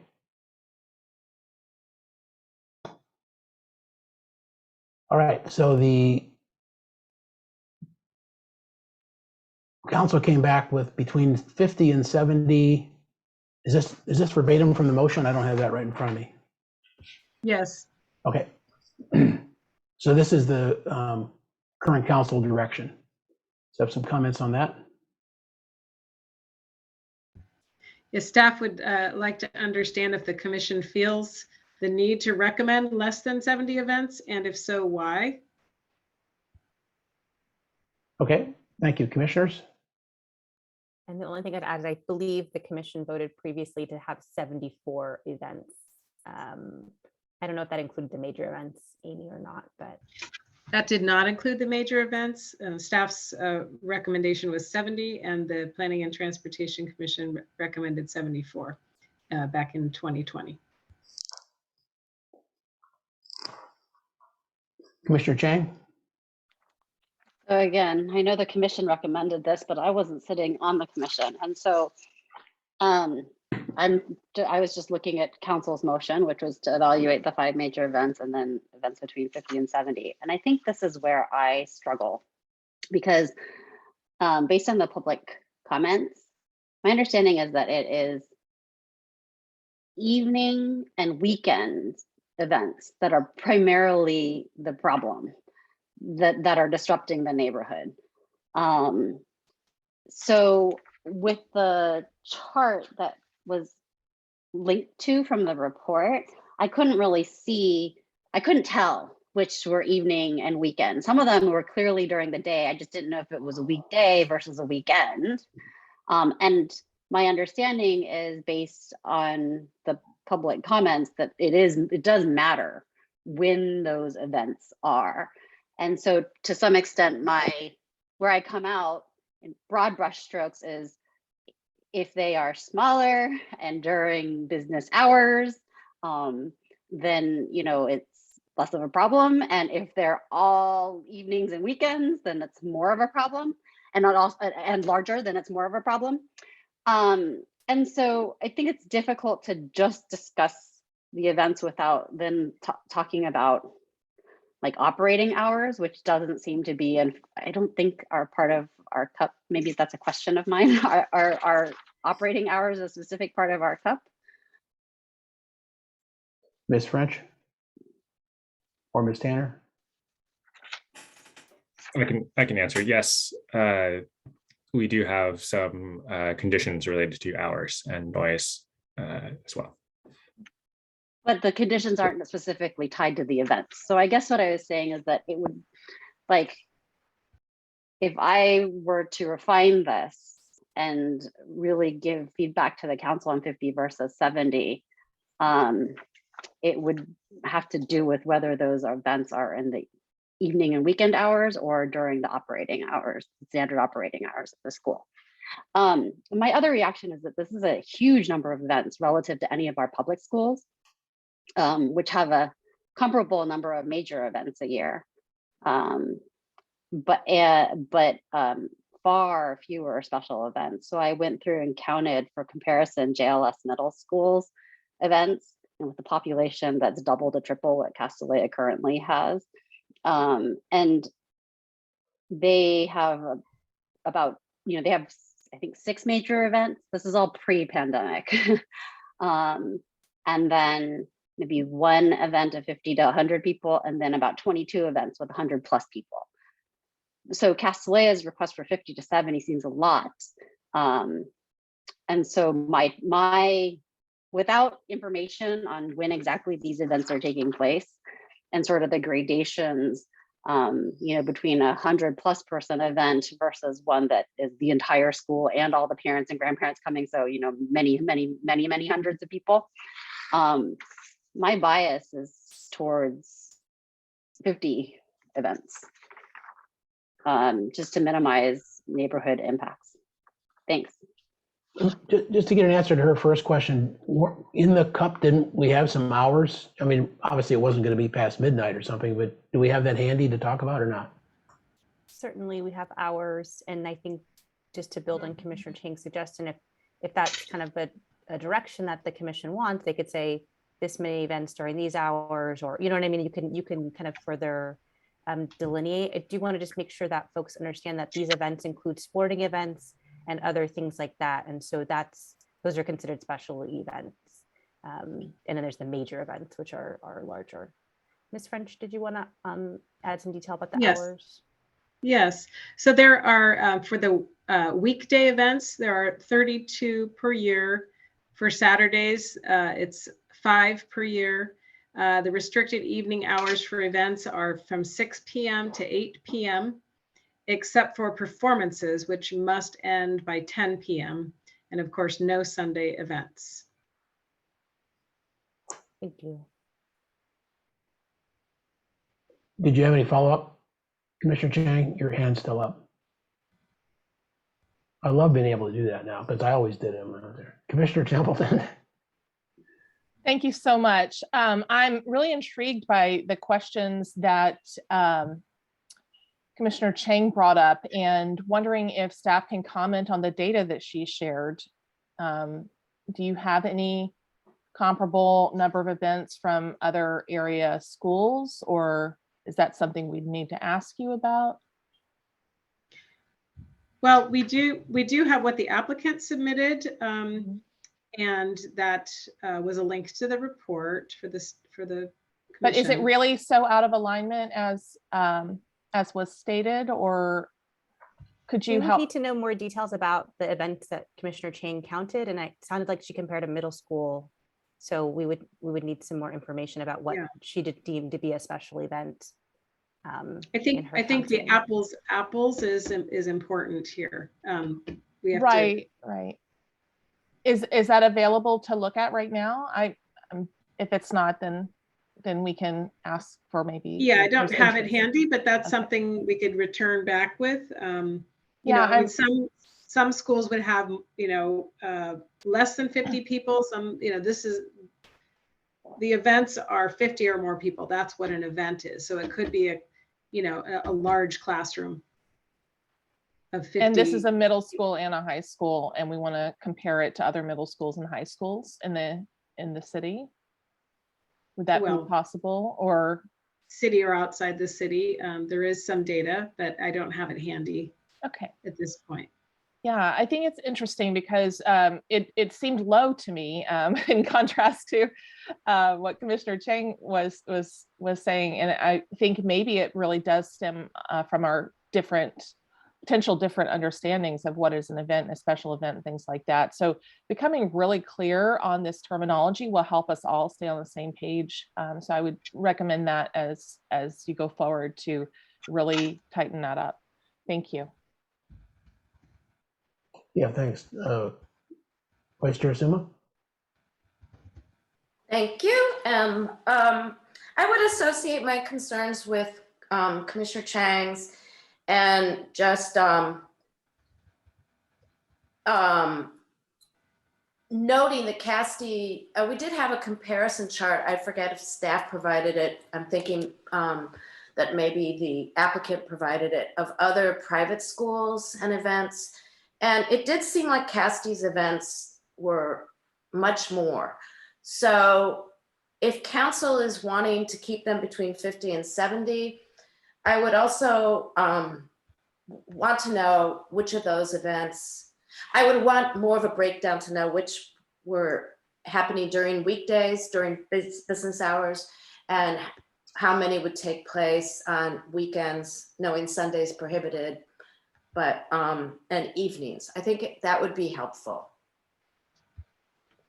And I'm definitely leaning towards the lower range, noting that other schools in Pinewood came to mind from that comparison chart, have way fewer. And also noting what we all know, that Casti doesn't have a lot of buffer in terms of the neighborhood and around it. Thanks. Okay, other commissioner comments? Commissioner Heckman?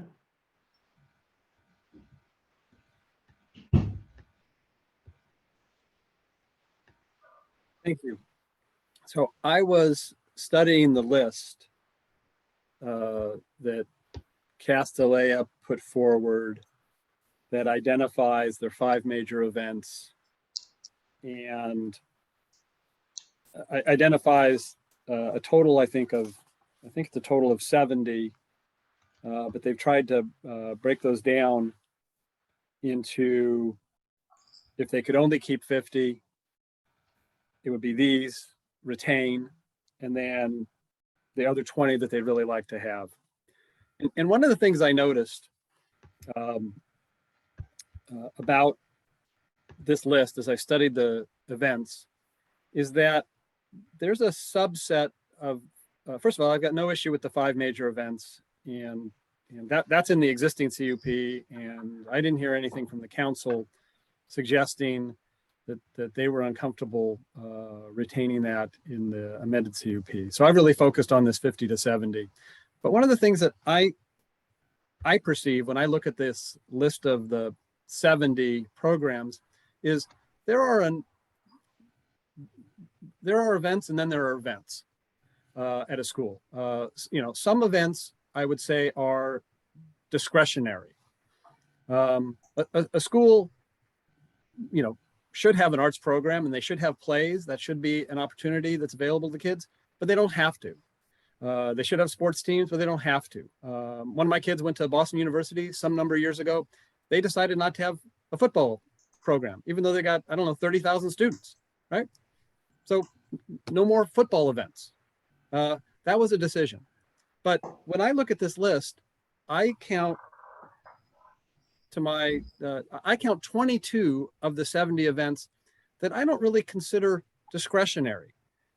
I consider them to be part of the process of having a private school. And some of these are not like you would find at JLS or Pally or Gunn.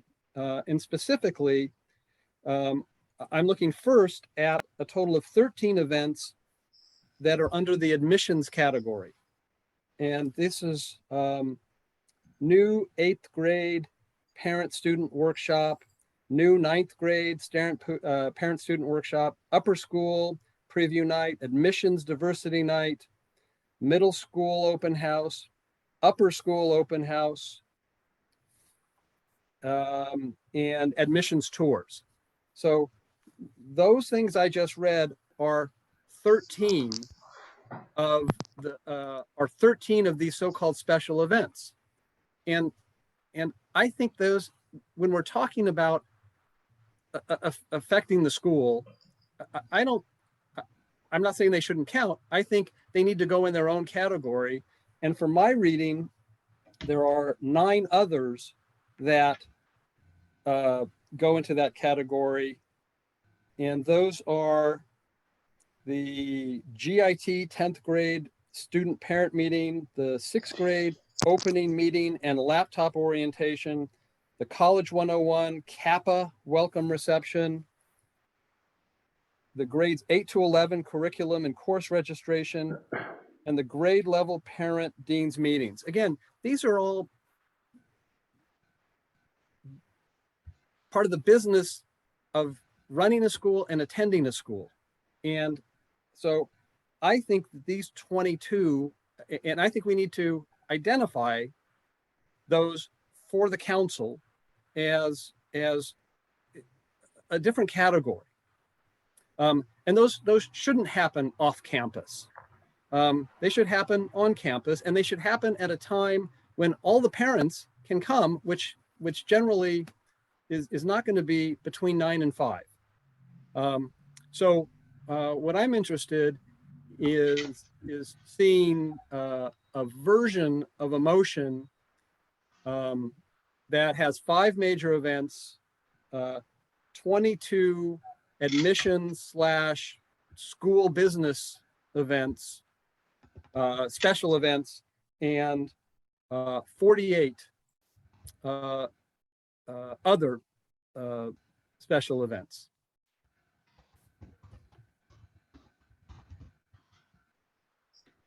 Commissioner Chang? I guess I'm loath to try and guess at which of these are critical to operations and which aren't, because I think the world of the pandemic has drastically changed and opened our eyes as to what needs to be done in person and what doesn't need to be done in person. And in fact, what we've seen for all the PTAs in the public schools is that participation has increased dramatically when things aren't in person, because parents are able to take a break out of their workday much more easily than they can out of their evening when they have, childcare duties or whatever else it might be. So I've also seen, full disclosure, been talking to people about private school applications, and from what I hear, in the world of COVID, schools have managed to continue, albeit not ideally, without as many massive events. And so I think that in this new, there's some silver linings to the pandemic in which we have learned that sometimes things can be done in a way that's actually better. It's a win-win without a mass gathering. And so I don't want to say that, certainly some of these things probably do need to be done on campus, but I would be nervous about flagging any particular items. I think Castellia is the one who needs to make that determination as to what really should be done on campus. But I do think that, since the time this whole CUP process has started, we've all learned so much about what can be done with events. And thinking out of the box, there might be ways that Castellia can meet the needs of their students and parents and prospective students and parents, potentially even better as they think out of the box and think about how to do this while also minimizing neighborhood impacts. Thanks. Commissioner Rupavar. Thank you. I previously voted, 74 events. I'm actually pretty comfortable, especially after hearing Amy French's breakdown with, staying at the upper end of 70 events. I am curious to see the breakdown of events, though. I think that is something, if we're talking about bringing additional information back to us, which events are more or less administrative, operational, which events are for the students, and categorizing those and understanding. I also think that, seeing the events broken out by like days or times or when they happen would be interesting too. But it's a school, they've been around. It's just kind of part of doing business of if you purchase a home by a school and they're operating within, times, not at 10 or past our noise ordinances.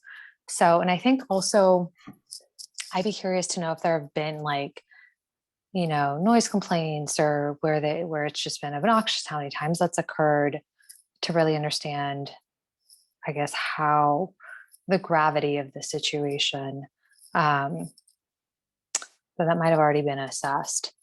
So that's kind of where my feeling is at for staff if they're trying to get an indication of where commissioners' sentiments are. Commissioner Templeton. Thank you. I really appreciate all the comments and the discussion that we've been having about this. And it's really a challenging one because we really don't want to micromanage this to ineffectiveness of the school, where we would somehow harm the school. And I'm concerned that going down to 50 would potentially harm the program and be detrimental to the educational experience. Just thinking about how much these events at school are part of our public school curriculum and how important that is to my students. It's just something that's weighing on me in this discussion and hearing it play out.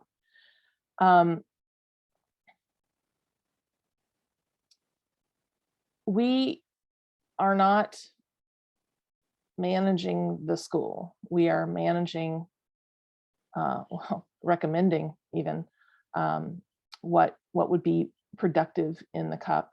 And I just want to remind, I know we're all moving in that direction, but I think just because there are numbers here in front of us, and we want to minimize the impact and on the neighbors and make it all work out perfectly for everybody. It's not possible. This is one of those we can't split the baby situations. We really do need to think about designing a cup that meets the needs of our neighbors and the needs of the applicant and the city. So, you know, you'll hear many of my comments tonight kind of push back on the idea of more overhead, more control, because the costliness of it, and to the city and to the community. Someone mentioned, I don't remember who mentioned, that it's having a toll on our neighborhood, like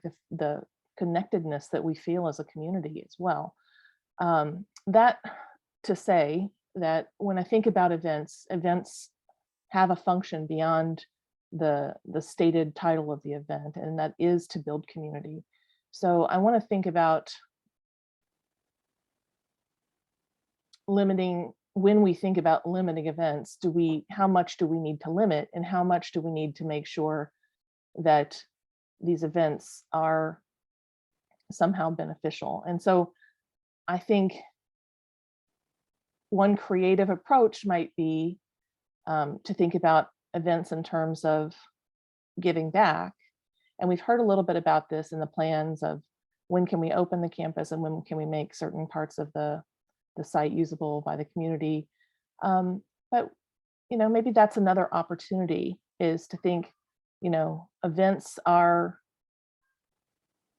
not just people from outside who attend the school coming and playing a sporting event or giving a play or performing a orchestra recital. You know, they're also an opportunity to give back and share some of that art and some of that beauty that the students are creating with the community. So we might find that some people who live nearby might appreciate going to a performance at this school or going to a sports event at this school as a attendee. So that's just one way to think about it, is can we structure our guidance to the school in such a way that is open-minded and looks at events not only or exclusively as a nuisance, but something that might have a mutual benefit. Thank you.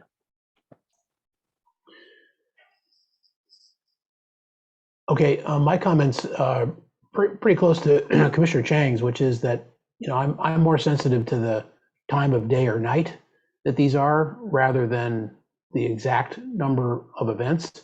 And so, you know, some granularity back from staff on, let's say it's 70, just for grins, on those 70, how much of them are at nighttime, how much are in the daytime, things like that might be helpful.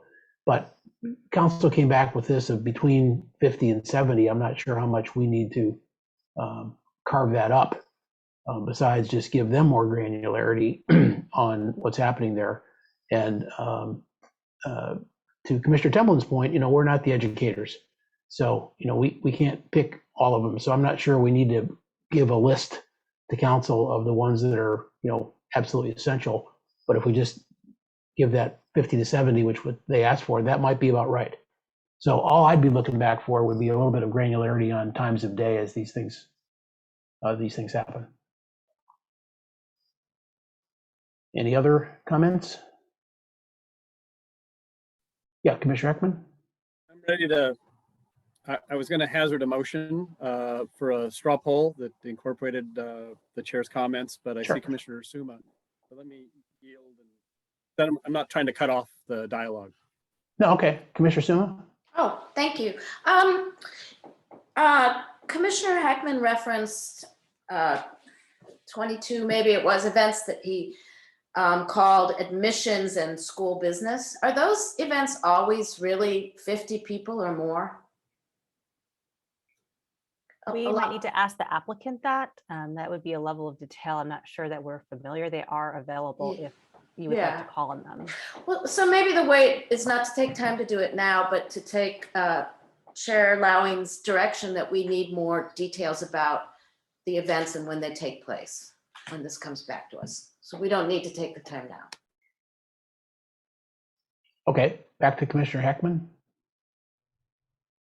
Thank you. I'd make a motion for a straw poll to have staff come back with to us, having worked with the applicant on a more detailed version of the table that's been provided to us in our staff report that lists all the activities. And the additional detail we're looking for is generally the day or days of the week when the particular event occurs, and the hours between which it typically occurs, and to have staff confirm with the applicant that the items on this list, the 70 events plus 5, are all events where they expect 50 or more people, and also to separately categorize, working with the applicant who knows best, among these 70s, the ones that would fall into the admission/operational type special events.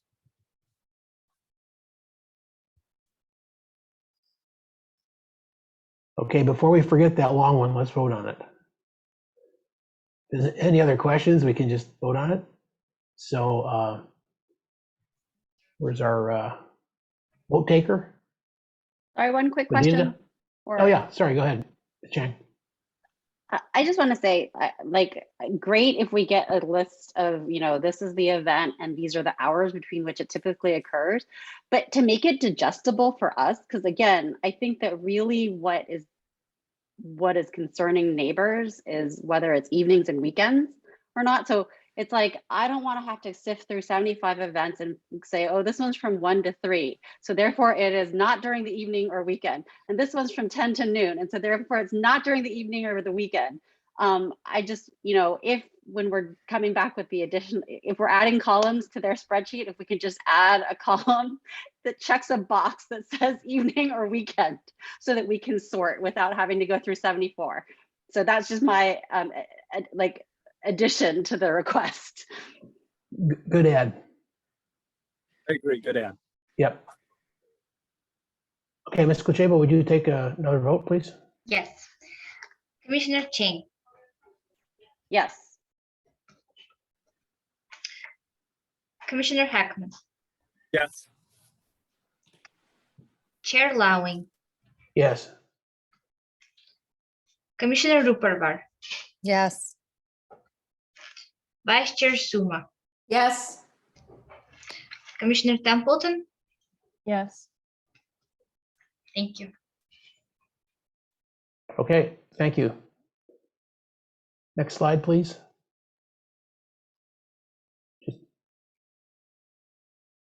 Okay, TDM, there's not a lot of changes, but it might be longish. So I would suggest maybe now would be a good time for a break. Or if not, I'm happy to go on, but I just want to get the will of the group here. Let's take a break. Okay, great. So it's 8:18. Should we go to 8:30? And we'll reconvene. That sounds great. Thank you. Great, thank you.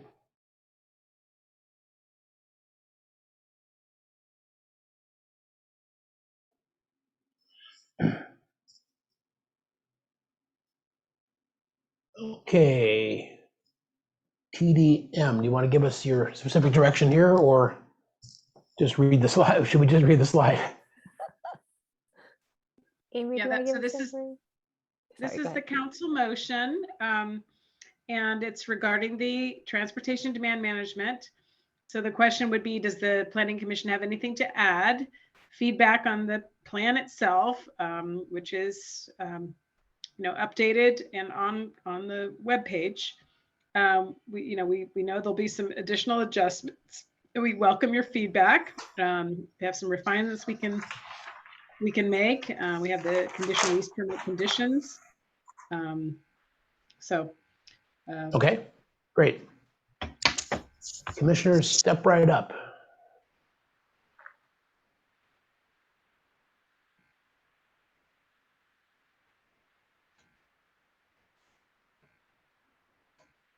Commissioner Vice Chair Suma.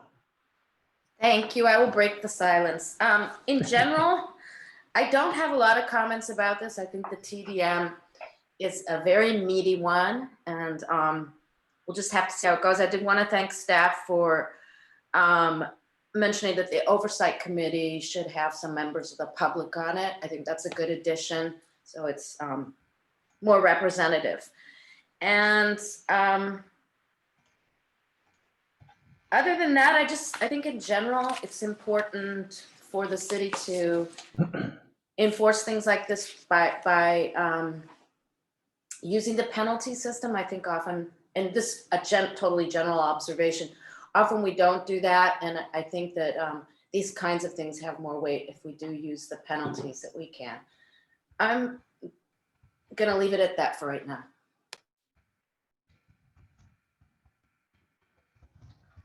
Any others, Commissioner Chang? Okay.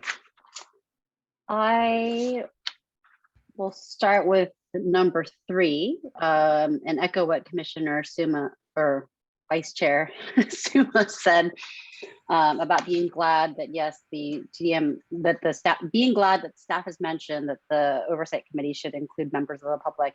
And what I would say is to make sure that the Oversight Committee is indeed providing oversight with some amount of teeth. Like, it may actually make sense for the Oversight Committee to be co-chaired, say, by Castellea and the neighborhood group. That way, you know, this is a traffic in the neighborhood is a joint problem, and it would make sense for everybody to feel partnership in terms of solving it. And then on to number 2, I'm going to go backwards here. There's the consideration of prohibiting driving by juniors. And I just want to say that that is something that definitely, there's lots of precedent for that. So for example, at Dunn High School, seniors are allowed to buy parking permits first, and juniors only if there are remaining parking permits. So juniors effectively aren't really allowed to drive to school. And I believe when I read the examples of other cups, I can't remember if this is the case, but I thought I had read something about prohibiting students from driving in some of the cups for other schools as well. It was a very difficult chart to read. So I think that that would make a lot of sense, especially if we're thinking about making sure that, you know, if we do give a parking reduction, that's a way to really guarantee that it's baked in, particularly since last meeting about a month ago, Ms. Hoffman said that any increase over 450 students would be at the high school level, and meaning people who drive or could be people who drive. The other thing that I wonder if it might not make sense to kind of not put into the TDM more strongly is the idea of like satellite parking or kiss and ride type parking, or kiss and ride transportation. So satellite parking in combination with students being shuttled to campus. And that would potentially save time for parents too, if they could drive, drop off near 101 and then go on to work, since we have 75% of the students at Castellea and not coming from within Palo Alto. And I think that that might also really, it could really help Castellea meet the TDM requirements. And looking at the public comments, that's also something that the neighbors seem to want. So it might be kind of a no-brainer. So those are my comments for now.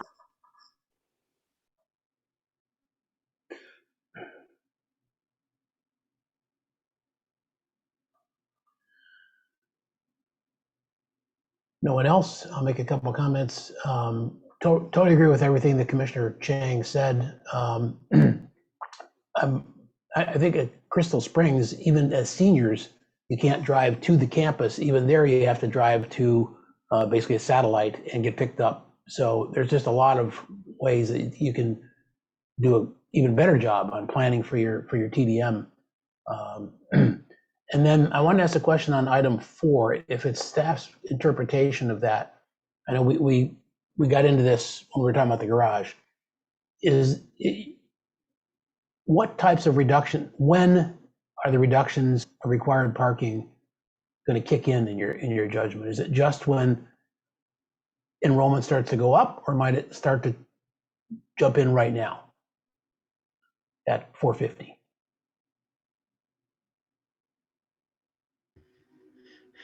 I'm asking you to interpret guidance from council. Sure. Yeah. So if the parking that's provided for 450 is based on, the parking requirements are based on the number of classrooms, and it's different if it's a high school classroom versus a middle school classroom. So it would depend on the blend of the 450, whether they would be meeting their parking on campus or not. If they're not meeting it, then that requires a parking adjustment to be approved. And that's what they're asking for, is a parking adjustment to not provide all of the parking spaces required. I know it's 104 spaces for the entire 540 students, or the number of classrooms, because that's how it's determined, is by the number of classrooms and different age groups. So I'm not really answering it perfectly, I know.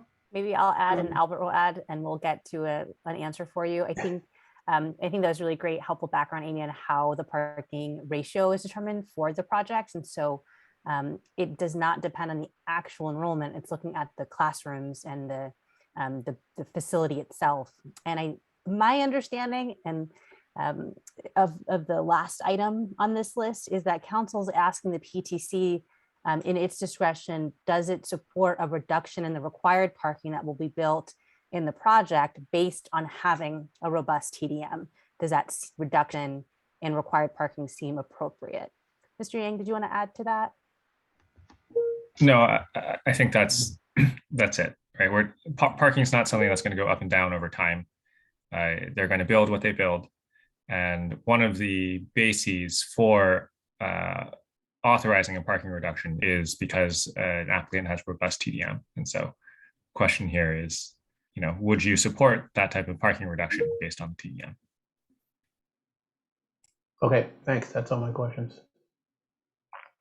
Others, Commissioner Heckman?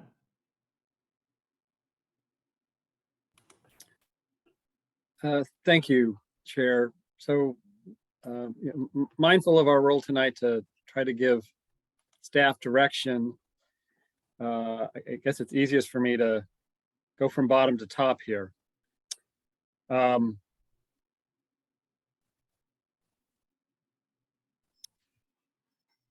am supportive of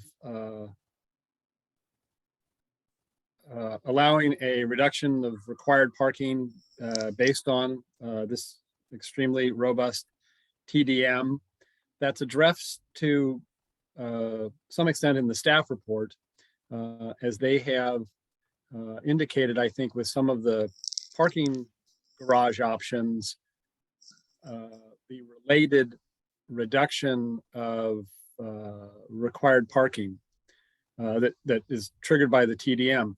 So while I'm supportive of it, I'm not sure. I'd like to hear from staff on this last item, whether there's something they're looking for from us, or maybe they're just asking the question, recognizing that we're going to give them a recommendation on this when this comes back. Is there any additional information we need for them to come back with to inform our recommendation? And on item 4, I really don't have any additional information I think we need. I think it's explained well in the staff report. In terms of evaluate a form of a TDM oversight committee, I do agree with my commissioners that that there should be local representation. But I think in developing that local representation, we have to stop talking in terms of using the term the neighbors, like the neighbors are all of one mind, because the clear evidence in this situation is that the neighbors who live within what I will call parking risk area, which is, in other words, if nobody paid any attention to parking, how far away would Casti people park and walk? That's the distance I'm talking about. And within that area, it's pretty clear to me that there are, my impression, I should say, based upon all the public comments I've read, is there's a pretty even number of people supportive and people who are not supportive. And so I think if we're going to have an oversight committee, and it is important to have local representation, I think that local representation has to be balanced and include not just people who oppose the project. So I think that would be important. And so I'd be interested, to know when staff comes back, how that process of selecting local members of the oversight committee might work. Up to item 2, further restrict student, I'm going to start at the back half of this. Further restrict student driving and parking on campus, including consideration of prohibiting driving by juniors. So that concept is already in the TDM. That is one of the tools that Casti can avail itself of if it exceeds the trip counts. And I think that that's the proper place for that to be, rather than start with a restriction that may not be necessary. Because even with driving by juniors, they may have regular reports that don't show an exceedance. And so I don't need any information to come back from staff on that. I really am uncomfortable with the first part of this clause, because now we're legislating enrollment selection processes, and to me, that's a pretty severe example of micromanagement. It's not even just Palo Alto residents. It's a student population within bicycle distance, which I'm not sure what that is. What's a reasonable bicycle distance for a student to ride to school in the morning and ride home at night? Is that from one corner of the city to another? Is it halfway? Does it depend on where in the city they are and what intersections they have to cross? I think that's kind of a slippery slope. And so I don't have any thing I'd like to ask staff to come back with on that. And I think the item 1, I would, I mean, this is something the council has asked us to do, figure out ways to strengthen the existing TDM protections, reporting requirements and penalties. And I've struggled with that because the council would like us to do it, but we already have this extraordinary TDM. And the only thing, it already includes a possible reduction of enrollment. I think a place we can make progress here is if staff could come back on the streamlining of corrective actions to violations. And this actually, relates to the failed straw motion to have staff come back with a more detailed schedule. On this one, I'd like to understand a schedule of the under the current proposal, what is the timeline for corrective actions so that we can understand how we might shorten it? Because right now, without that schedule we had suggested on a prior item, which was going to show us what happened if there were violations, exceedances. It's hard to know how to streamline a calendar we don't have. So on this one, I am intending to suggest to the group that a form of schedule come back to us to help us understand what the timeline would be to implement corrective actions without streamlining them, so we can maybe figure out ways to streamline them. And then finally, in terms of penalties, one of the questions I asked, one of my thoughts on this was maybe there's some low-hanging fruit. You know, under the TDM as we've written it and the conditions of approval, if I don't remember how many exceedances Castellea has to have, but if they do, then I think that the city, or maybe it's the planning director, can step in and pick a TDM item that they're not yet doing that they should do. And so I had asked Castellea at the last meeting, you know, would just eliminating senior drivers be an appropriate such measure? And Castellea's answer, which I hadn't really thought about, is that's actually potentially a big problem for some seniors who, you know, because of their home arrangement, that's how they get there. And that's realistically the only way they can get there. And so I'm not sure that that's a great idea, but I would like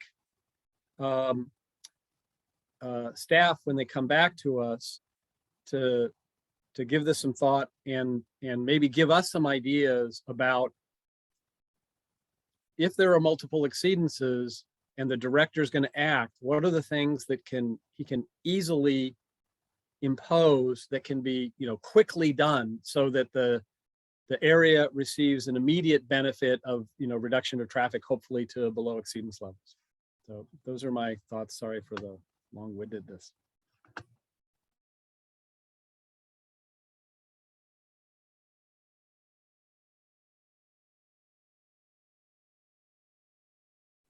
Chair? You're on mute.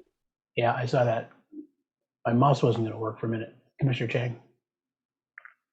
I think Commissioner Templeton had her hand up before I did, so I'm gonna let her go. I'm sorry, you're listed first. Okay, Commissioner Templeton. Thank you. Yeah, it was a user error on my part that it went out and went back in. Thank you, Commissioner Chang. All right, so my thoughts on this are really around the future of transportation, how to reduce traffic in general, and how to apply modern standards to how we think about parking. And I think we should do this on all projects in the city, but the one that's before us right now is Castellea. And so I'll be talking about it in terms of this project. I think that we should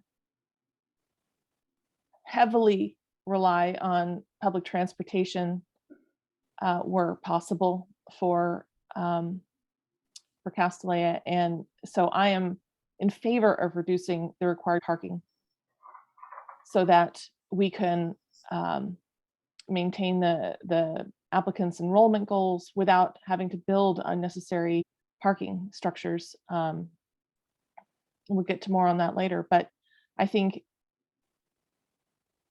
you know, Stanford sets a really good example here. They offer passes,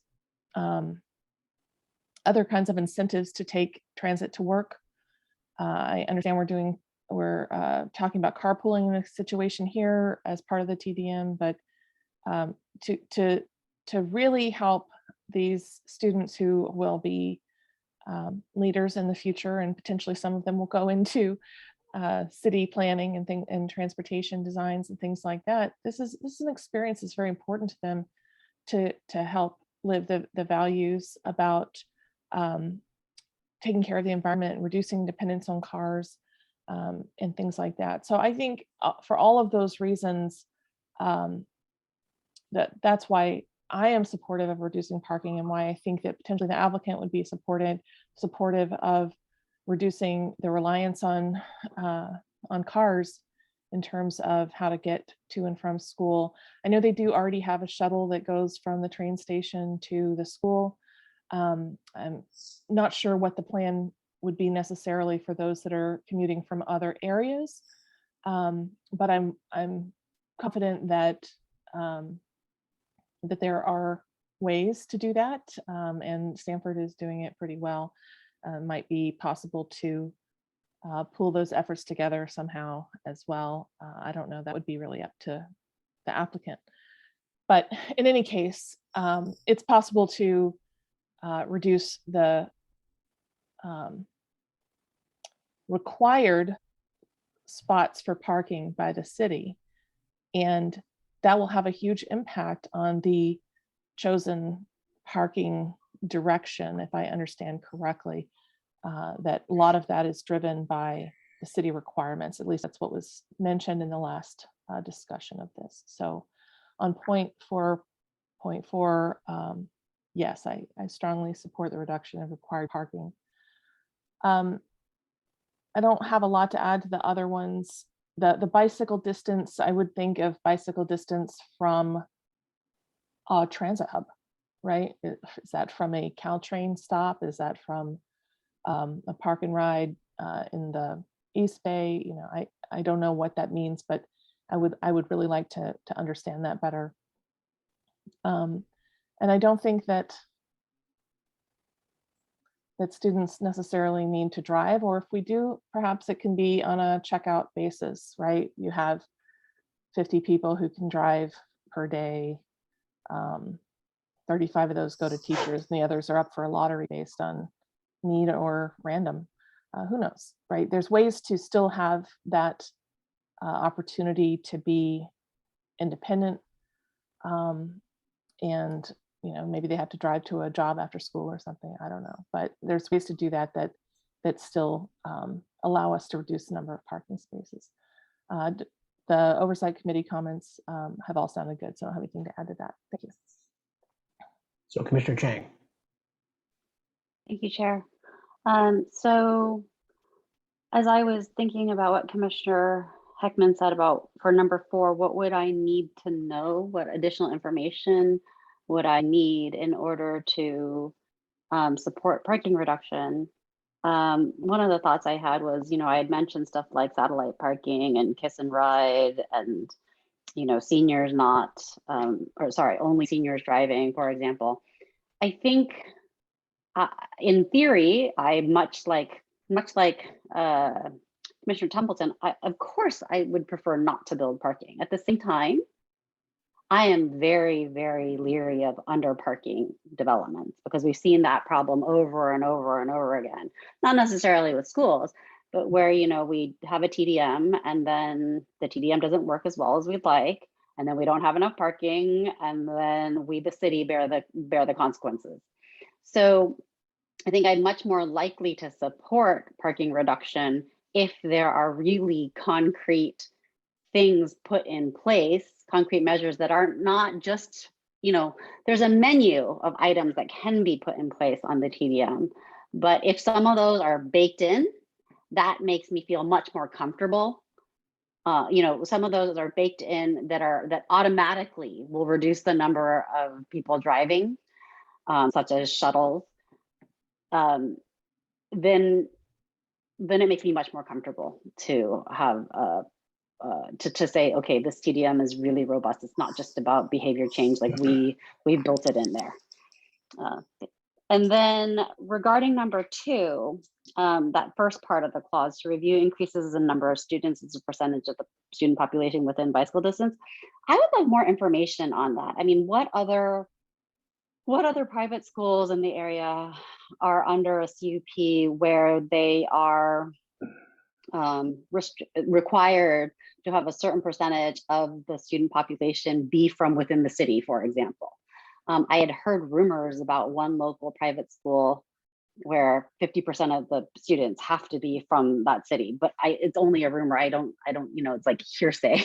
So I would love to learn more about what the policies are for other schools with respect to what percentage of the student body needs to be with it from, within a certain mile radius or from within the city, as well as what other schools do with respect to their shuttling and, driving arrangements. Thank you. Commissioner Rupovar. Thank you. I'm not going to reiterate what others have said, but I think one piece of information that would be interesting for me to see is I believe, or I know the Castellia has been in process pre-pandemic. So I'd be curious to see what the traffic situation looks like and what the impacts are going to be based on the new way of how people work and live. Like, for example, I know a lot of companies are now doing remote work, or even when we come back, it's going to be hybrid work. And the leaders, I would say, are tech companies, the ones in our area, the ones that all of us go to work with. How does that impact our traffic patterns? And how does that now interplay with, our prior assumptions with respect to traffic impact by from Castellia? So that would be just interesting, because the pandemic has really shifted, the way people work and frankly, like the related traffic. And also I'd be curious to know if Castellia has any plans for remote schooling, and if that has, and maybe they don't, maybe they do. I know it's controversial, but if there are now plans in place for that, that would be interesting to know, and then understand what that would mean in terms of thereafter, how many students are they going to have commute, to the extent staff or has that information or Castellia wants to share it. Thank you. Certainly. And I just want to make sure I understand, Commissioner Rupovar, for the question that you just asked about Castellia, it's something you'd like to come back with, or is it something you'd like them to answer tonight? I don't want to put anybody on the spot. If they want to answer it tonight, I'd be curious to know. I don't know if Ms. Kaufman, you want to address that, or we can address it, when we come back. I think we should address it when we come back. Okay. And if I can, just to clarify, I want to make sure we understand that question. Are you asking, will Casti be using remote learning in their, tools kit? Is that what you're asking? Or are you asking what will happen with overall traffic in general? And therefore, will Casti's traffic impact be lesser? No, the former. Like, are they going to use remote learning? And if that's the case, then part of the students aren't going to be coming in Got it. Monday to Friday, and therefore that's going to have less of an impact on traffic, right? Just like when you look at a business environment, you're having less impact because Google's now doing 3 days a week, or other companies are still doing 5 days a week remote. And that's going to have an impact like on traffic. And then also our environment has now changed. So there's a lot less traffic than there used to be because companies are now allowing you to be remote. And I think even Palo Alto proposed something where it was giving incentives or requiring businesses located here to allow some of their workers to be remote. Does that help clarify kind of why, with like where my head is at? Yep, perfect. I mean, I'll just speak more generally. I think most schools, primary schools are planning to, if they are not currently, if they're currently doing remote learning, I think most of them are planning to return to full in person if they're not already, but I don't want to speak for Casti, and quite frankly, that could be a TDM measure. So it is a potential. Great. Okay, any other commissioners? Does anyone want to try a straw poll motion? Commissioner Heckman. Thank you. Chair, I think there are a lot of subparts here and some diverse ideas. And I think Agree. I was thinking it might be simpler to take small discrete bites, and maybe there would be multiple directions. Yep. Okay, good. On the same page. Yep. All right. So then let me try this one first. Which item? Which item? Oh, sorry. This is on item. You started at 4, What? so that's, Yeah, okay. yeah, sorry. I'm going to start with 1. And specifically, this is focused on the on the streamlining of corrective actions to violations. I move straw poll to request staff come back to us with a hypothetical, call it hypothetical schedule of the correction process, assuming, for example, you'd assume on day 1, the city receives a monitoring report with an exceedance.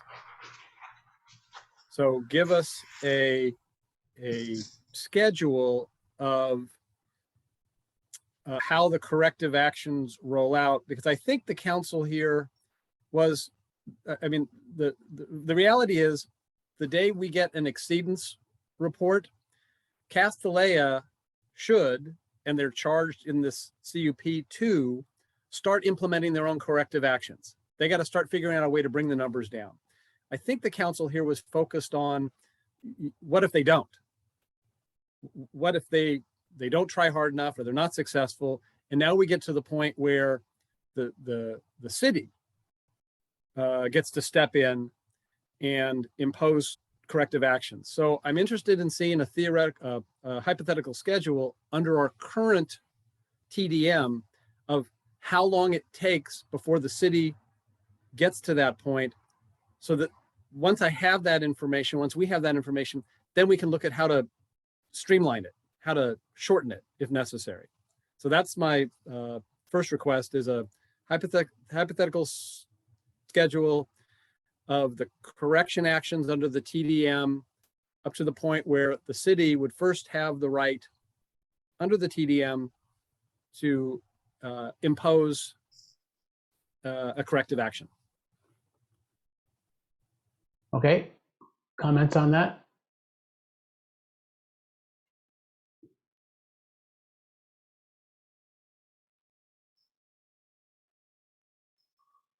Seeing none, do we want to go ahead and vote on that?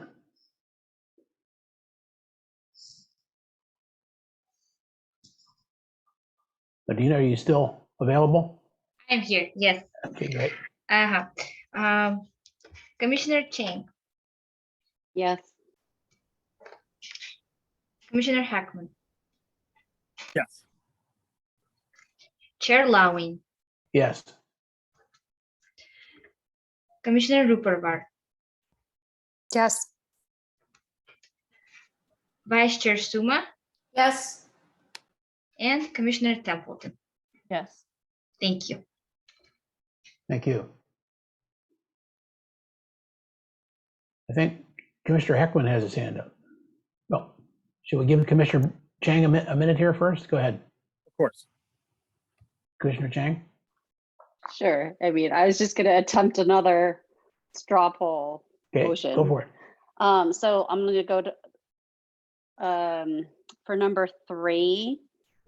So I guess I would like the motion would be that I'd like the city staff to come back with come back with some ideas about how sorry, let me start over. Maybe I should let Commissioner Heckman do this. All right, let's try again. I think so. We had consensus that we wanted to have resident neighborhood involvement, but the question is exactly how. So the motion would be to have staff give us some ideas about how the neighborhood resident members of the oversight committee might be selected. Basically the composition of the group? Composition of the group, not just the composition, right? Not just how many and who, but like, okay, so you say that it needs to be residents, or how are you going to pick which ones? Okay. Yeah. Okay, comments on that? Commissioner Heckman, did you want to comment on that? No, sorry. Okay, sorry. I'm ready to vote. I can see that. Okay. All right, let's do another roll call, please. Commissioner Chang, Yes. Commissioner Heckman, Yes. Chair Lawing, Yes. Commissioner Ruparvar, Yes. Vice Chair Suma, Yes. and Commissioner Templeton.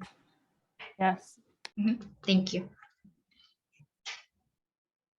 Commissioner Templeton, your hand is up. I was thinking about getting thoughts about the parking spaces. So it says consideration by staff and PCTC to allow reduction of required parking spaces. So I guess I'd get a straw poll on that. Are we in favor of reducing required parking spaces based on a sufficient TDM? Any discussion? Yeah. Let's see, Commissioner Chang. Sure. So I think what would be helpful for me is because there's a question of how much of a parking reduction for how good of a TDM, right? So I think some, and what I had mentioned before was like, one way of looking at it would be more concrete measures put in place. Another way of looking at it might be a percentage of reduction in trips leads to a certain allowed reduction of parking. So it's a sliding scale, right, in both directions. So those are my thoughts. It doesn't, and I guess guidance on that, right? Like if we do this, then you can reduce it to here. If we have this much, then it can be reduced to somewhere else. So that's my thought on what information would be helpful in order to make kind of a matrix. Yeah, or I don't want to be too prescriptive with staff, No. I mean, I think it's just directional. Yeah, directional. Perhaps, Commissioner Chang, if it's okay, I think there are some slides staff might show that would help, and then you can give some further direction to say, well, yes, more of this, less of that, kind of when we come back, if that's okay. Ms. French, did you want to, I don't know if you know the number of slides that you'd like Medina to advance to. No, I have it. I have it on my screen. I'll have to take over sharing. Okay. Sorry about that. Thank you so much, commissioners. Yeah, give me a second. I'm going to try to do that now. The joys of Zooming. Okay, and I am sharing now, I think. Okay, so this concept of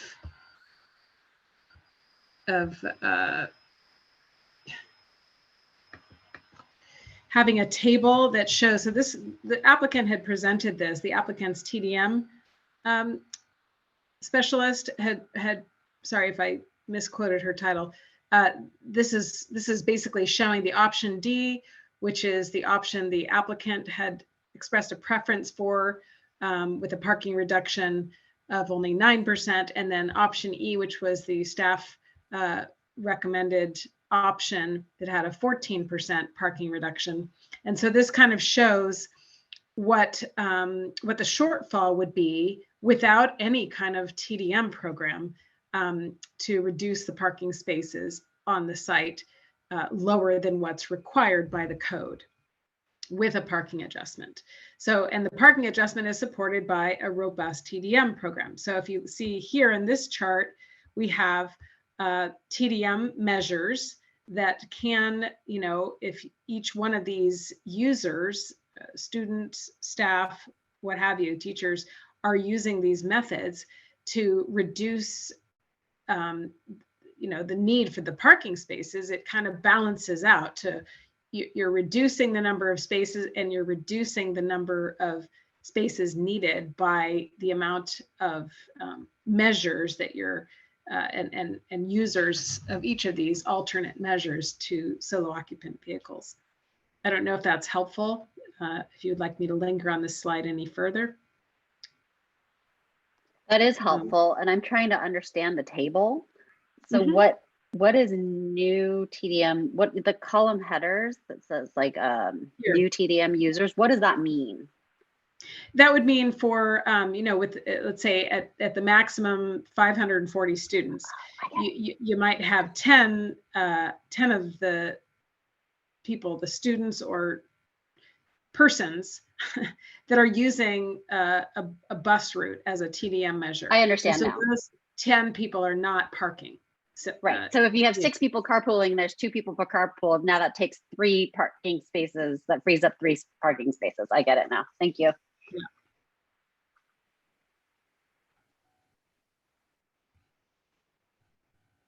Chair, you're Let muted. me know when you'd like me to take it down. Chair Lowing was saying something.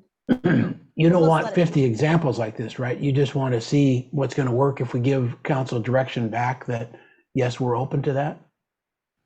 Yes. Okay.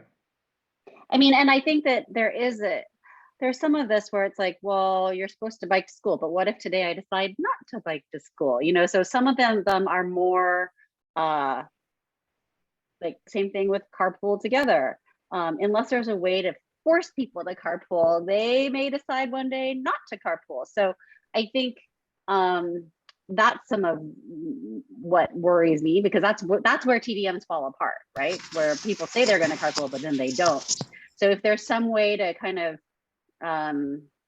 make it kind of, if you don't give them a parking permit as they do at Stanford, then you cannot park. So, or you can, but you get ticketed because they're really good about ticketing you there. That's why theirs works. So I think this is super helpful, but a menu like this is exactly what I was talking about. Okay, Commissioner Suma. Couple of questions. My understanding is that the parking reduction is the purview of the Director of Planning to grant. So I'm kind of confused a little bit. And then, and that would be based on the TDM, but isn't that reduction the director's purview? Well, I can respond to that. In a typical CUP that doesn't go through this kind of process, that goes through at the director's level, the director is making these decisions with an architectural review application or what have you, without asking the council. It's just in this case, everything's floating up to council, so it becomes a thing that's, that he has indicated his support of the option E and the 14.4% reduction based on the robust TDM plan. Okay, that's what I thought. And then I'm not sure, since his parking table is up, I'm not sure, I'd like to address the frontage spaces, but it might go better in the next topic. That's a question for the chair, I guess. If the next topic is parking options and surface parking. Chair, I think you were muted. Thank you. So I think Commissioner Chang, you were starting to make a motion on this. I actually made a motion. Oh, sorry. Okay. If there's more conversation, great. And if not, we should vote. Commissioner Heckman. Motion was a while ago and there was a lot of talk. And so if the maker could just restate it. Chair, would you like me to restate it? Yes. Okay. Do we support reducing the required parking spaces on this project if there's a TDM that accounts for those reduced spaces? Yes or no, I guess. So Point four. Yeah. So Commissioner Heckman has a question. So I'm I'm not understanding in that motion what the ask of staff is. The way it was phrased there, it sounds more to me like sort of a preliminary statement of our intent to go in a certain direction.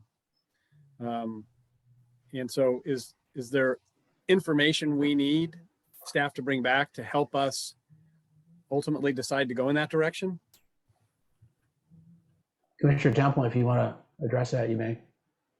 Well, I think they've provided the chart, but based on the conversation here, you know, because we're giving guidance and feedback to staff, they can elaborate on that and bring back additional options if they want to. But I think that the chart that was provided, you know, shows what they're talking about. They don't want to reduce it unless they can account for it, which seems reasonable to me.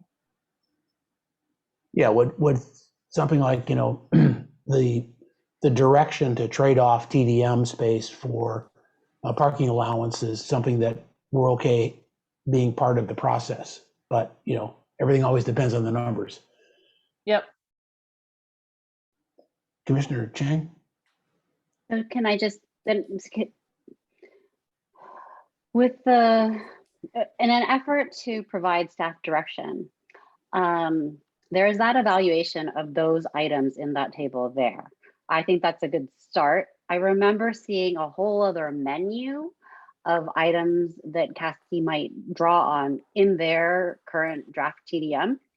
And it would be helpful to see what those other items are so that when this goes to council, they might say, well, you know, I feel more comfortable if these are the options that are put in place, because and that kind of ties a little bit to the straw poll motion that Commissioner Heckman made earlier, which was, you know, what are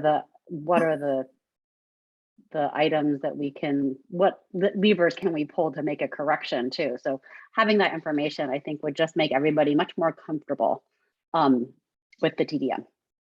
So basically, I'm suggesting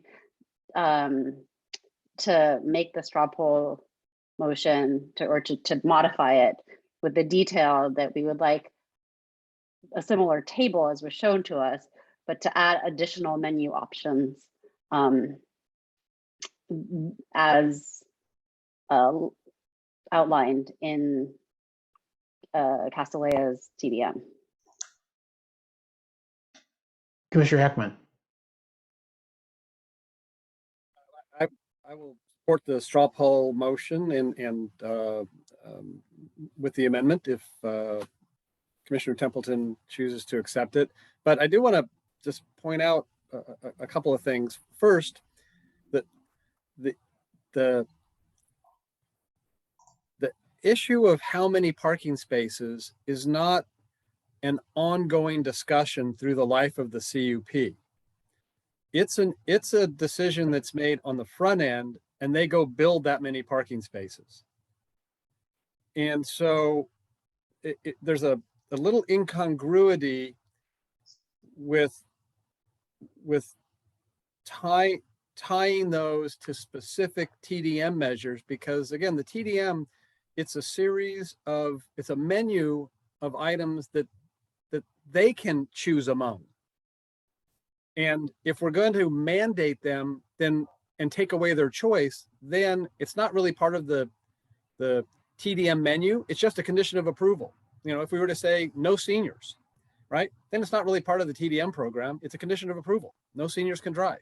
Right. And so the reason I like the motion is it's going to bring some more information to us, and that's why I want to support it. But I'm kind of previewing some of the limitations we may have when that information comes back to us. Okay, thank you. Commissioner Suma. I'm not sure that so I'm assuming that based on the TDM, the director will recommend and has already shown support for a reduction at 14%. Are we talking about reducing it more than that, or are we just supporting the director's decision? Because I'm kind of confused. But if we get more information, That will be good. But so I guess I wouldn't be able to support it just based on Commissioner Templeton's straw poll motion, but I think that Commissioner Chang's getting more information would be more palatable. Commissioner Templeton, can we bolt some of that on? I mean, they're identical. The additions are not required because it's baked in. It says for them to come back with TDM plans that offset any reduction. That's what point 4 says. The question they're asking us is, do we want to have any reductions based on TDM in parking spaces? So I'm happy to add it in if that's what it takes to get Vice Chair Suma on board, but they're identical motions. Let me just ask Assistant Director Tanner, are you getting the drift of what we're asking for here? Are we working too hard to get the wording right? I think we're doing a good job. I know that our transportation staff did have some comments, but I think to Commissioner Templeton's point, there's 4 parts of this part of the motion. And so the part that specifically the PTC is asked about is like, does the TDM equal, merit a parking reduction? And what I hear folks saying is they need to know more about the TDM in order to understand its connection to that parking reduction. I think part of what we will come back with is just kind of a little bit more elaborate and robust discussion of what the TDM is. I think to Commissioner Heckman's point, you want to have options that are part of the TDM in order to have the program really be effective. So we can explain a little bit about that as well.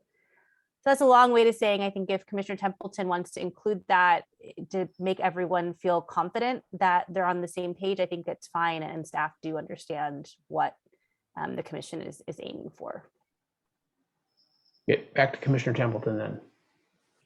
Thank you. Yes, I think that the more important thing is they wouldn't bother preparing it if we weren't interested in that kind of trade-off, right? So they'll come back to us and we'll hash out the details of the trade-off and look at the TDM, and we'll look at the parking spaces and hopefully be able to narrow that down to a plan of action going forward. But are we even interested at all is what I took the question to be. So that's why it seemed that we were in alignment here. I think it is worth pursuing, and I hope you guys do too. Thank you. Okay, great. Let's do a vote, straw vote. Yes. Commissioner Chang. Yes. Commissioner Heckman. I support. Chair Lawing. Yes, support. Commissioner Ruparvar. Yes. Vice Chair Suma. Yes. And Commissioner Templeton. Yes. Thank you. Okay. Excellent work. Commissioner Heckman has another motion for us. Go ahead. I do. And thank you, Ms. Cheva, for bringing that up. So this one is on, let's see, item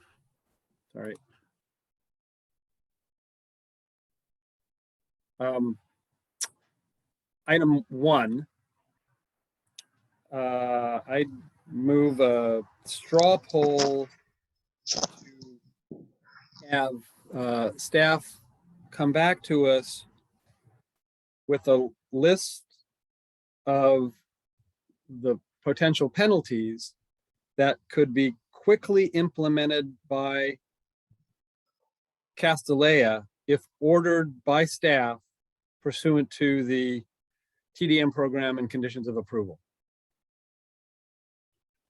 So the scenario here is we get to the succession of monitoring reports where there has been a series of exceedances, and under the TDM program, staff now gets involved in directing one or more activities for Castellea to take. The council wants a faster process, so I'd like staff to look at what staff could tell Castellea to do when we get to that point that Castellea can quickly do to provide, more immediate relief to solve the problem. Okay. Any questions, comments about that one? Commissioner Suma, was your hand up? Yeah, go ahead. Didn't, maybe I'm having deja vu, but I felt like we voted on this already. And is this different than Commissioner Heckman? Because didn't we already vote, am I crazy, on streamlining? I think it was scheduled, but Commissioner Heckman, could you address that? Yeah, that's exactly right. The first straw poll that we passed was just to have them come back to us with a schedule. And so on that one, we're going to look at condensing the schedule. This one is what penalties can we actually impose quickly when we get to the point in that schedule where staff gets to dictate a TDM measure. It's related. I think the distinction might be Commissioner or Vice Chair Suma, reducing enrollment or not being able to increase enrollment, and that's not an instant thing. A student's not going to be expelled from the school tomorrow because a TDM report came back, in January that they didn't meet it. And so I think it's like, what are the quicker penalties that would not be just reduced enrollment related to not meeting the TDM? Thank you. Okay, if there are no more questions, we can vote on that part of that part. Commissioner Chang? Yes. Commissioner Heckman? I support. Chair Lowing? Yes, support. Commissioner Ruparvar? Yes. Vice Chair Suma? Yes. And Commissioner Templeton? Yes. Thank you. Okay. There's more? Commissioner Heckman. Thank you. One more. And for this one, if staff can pull up page 26 of the TDM program report. Which item is this referencing on our slides? This is going to be strengthen existing TDM protections, reporting requirements. Item 1. And you said it's page what? I'm sorry. 26. Of the staff report? No, of the TDM program, TDM which is program. linked in the staff report. Okay, we'll get that.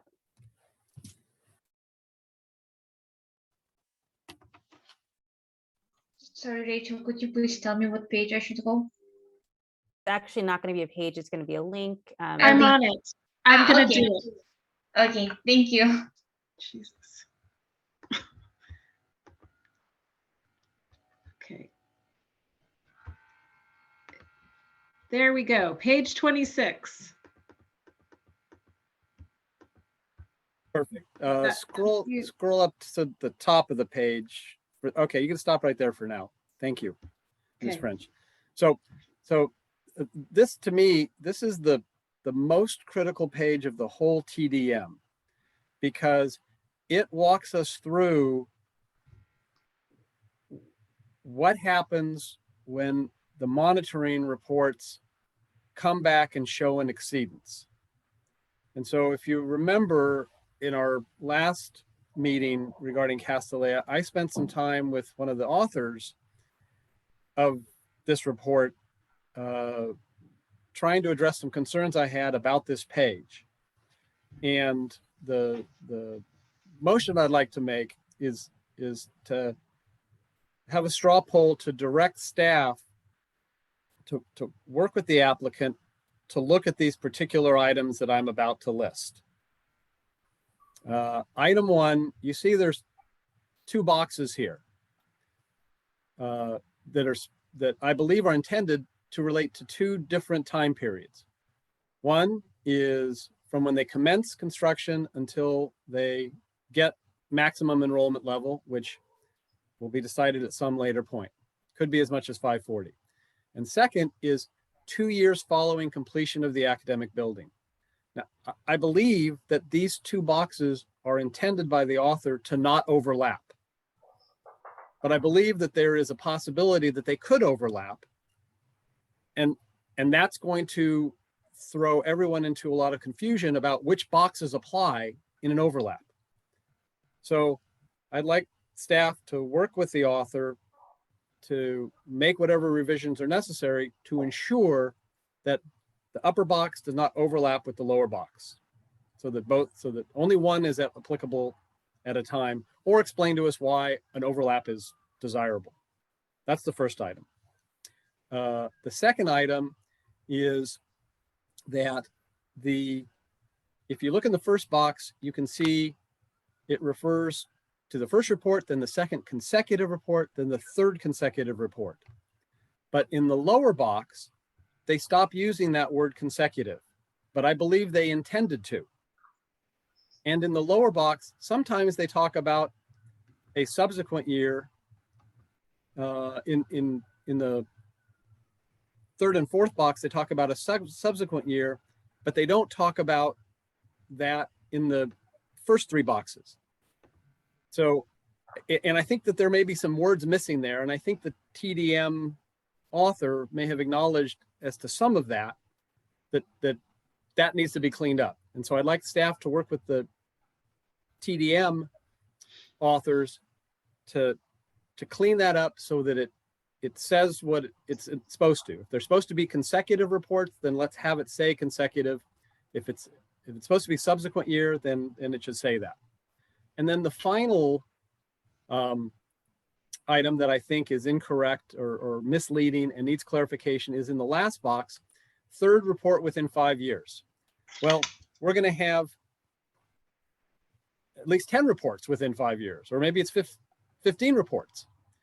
I think what's meant here is the third report showing an exceedance, and I think what's meant here is third consecutive report showing an exceedance, but it doesn't say that. And so I'd like for staff to work with the TDM author to clarify what's meant there, so that it's clear to everybody how this whole process works.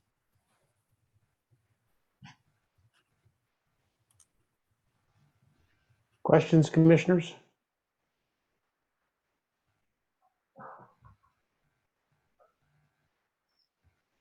If none,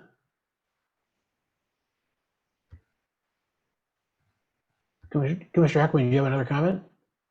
Yeah, I thought I should just clarify. So ultimately the direction is for staff when we come back to this to have a version of this page 26 with whatever changes to it they're recommending, so that we can see it and react to it when we get back together. Okay, that's a good add. If no questions, let's go to a vote. Commissioner Chang, Yes. Commissioner Heckman, I support. Chair Lowing, Yes, support. Commissioner Rupperbar, Yes.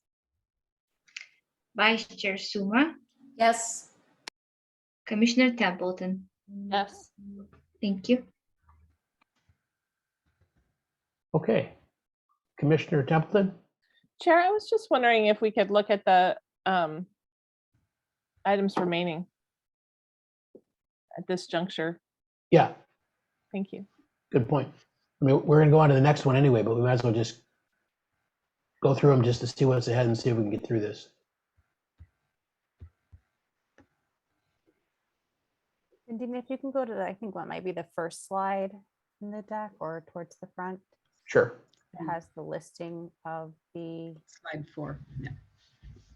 yeah, that one. Sorry, slide 4, not item 4. Page 4. Page 4 at the bottom. There we go. So we've done 2 and 3 and 4, and then we have 5, Right. 6, and 7 remaining. And in the pre-meeting, we were anticipating that 6 and 7 would be pretty prompt because 6, last time there was from the public or from the applicant, there was not any particular interest. So the next one would be to tackle the parking options, unless you wanted to get some easy ones first. Up to you, Chair. I think this is very helpful. I thought we were more than halfway through, but I guess not. Well, we are time-wise, we know that, but. Oh, that's good. Okay. Yeah. I think the only longish one could be this parking options next, so. So let's go to parking options then.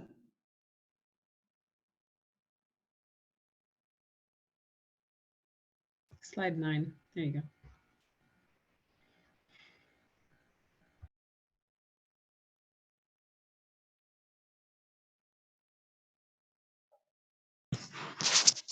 Okay, this came up parenthetically in the garage discussion, but we need to address it more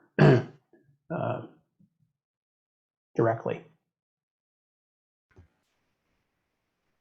So, I mean, as staff, I can just say that the parking options D&E were presented to ARB. They supported both of them.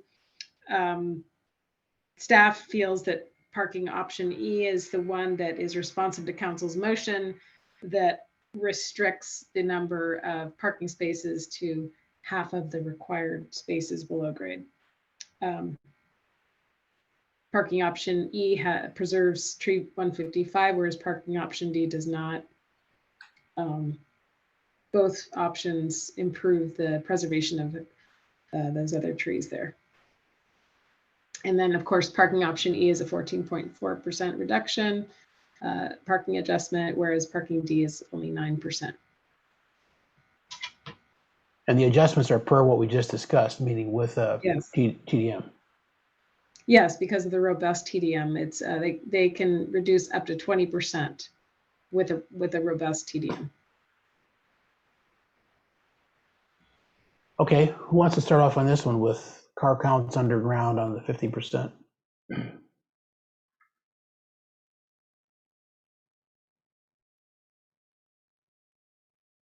Commissioner Chang. I'll just start us off just so we keep moving. So my concern with both of these options actually is that City Council directed us to look at a parking facility as an alternative that allows a maximum of 50% of the required on-site parking to be below grade. And as I look at it, neither of these two options does that, because if 104 if 104 are required, then no more than 52 should be below grade without counting against FAR. But if we've reduced the parking that's required, then neither of these are 50% of that. And this is something that we talked about when we were talking about the language in the ordinance already. But in my mind, then I can't remember the numbers. I didn't write them down. Like parking option E has 89 spaces, I believe. So then it really should have no more than 45 if I'm going to be underground. And so that would be my concern with both of these options. And then option D is even worse in terms of the number of spaces underground for what City Council has directed us to consider. Like option D doesn't even meet that requirement of 50%, whether you're looking at 104 or at a reduced number. So, I mean, if I had to choose, I would say parking option E, but I don't think that it quite meets the spirit of the request from City Council either. So you're saying that there needs to be a few more at grade parking spaces? Yes, that's what I'm saying.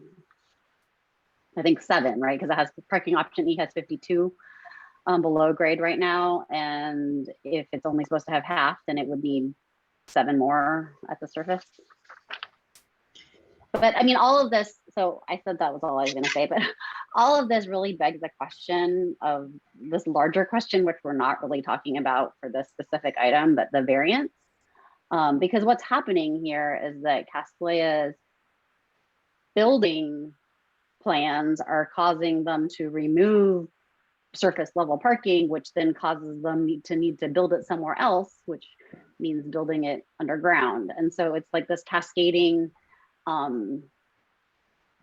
it's cascading effects, right? And so the really big question in my mind is the overall variance number. And there's new information since the last city council meeting in the form of the Dudek report in terms of what the variance is.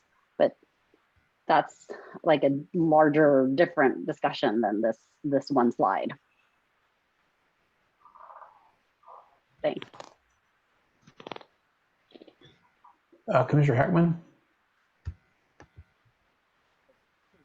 Following up on the concepts Commissioner Chang just discussed, when I read the city council motion on this particular item, it uses the term, where is it? 50% of the required on-site parking, but it doesn't specify, including any parking reduction pursuant to a TDM program. And so I wanted to ask staff if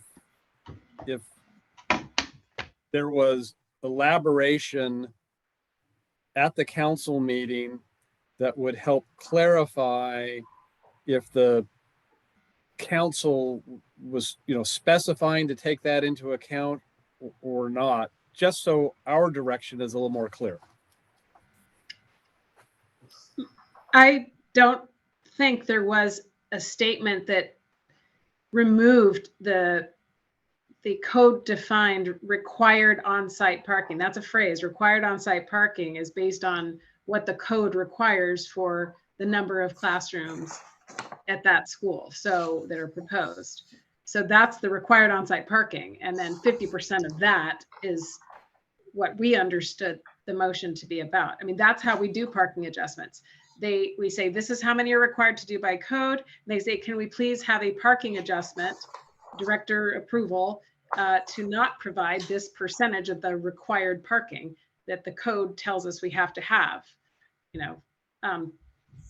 so someone else can confirm their understanding, but that's how. Yeah, and I think here.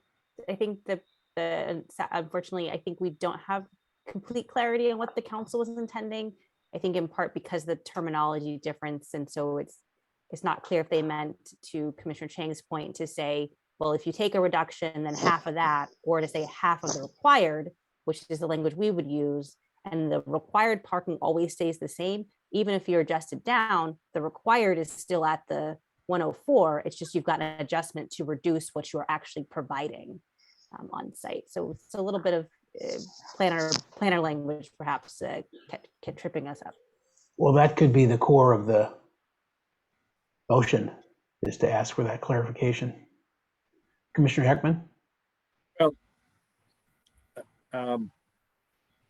I mean, I think the clarification would have to come from the city council, and we're giving direction to staff. So I think that I think it's a really good question that Commissioner Chang is asking, that I don't know that the council has really focused on and answered. And so, and I think it's unreasonable. It's an unreasonable expense to ask, for example, to ask staff to now go away and have the applicant prepare yet another parking option with, I think it would be 45, if half of 89, I think, or what if it's 45, yet another one that anticipates what council might want to do on this particular issue. But I do think it's important, whatever our recommendation is to the city council when this comes back to us, to try to fulfill their mandate. I think it would be an appropriate part of the motion, to the recommendation, to point out that this does not account for a parking reduction, and the council may want to consider whether it should.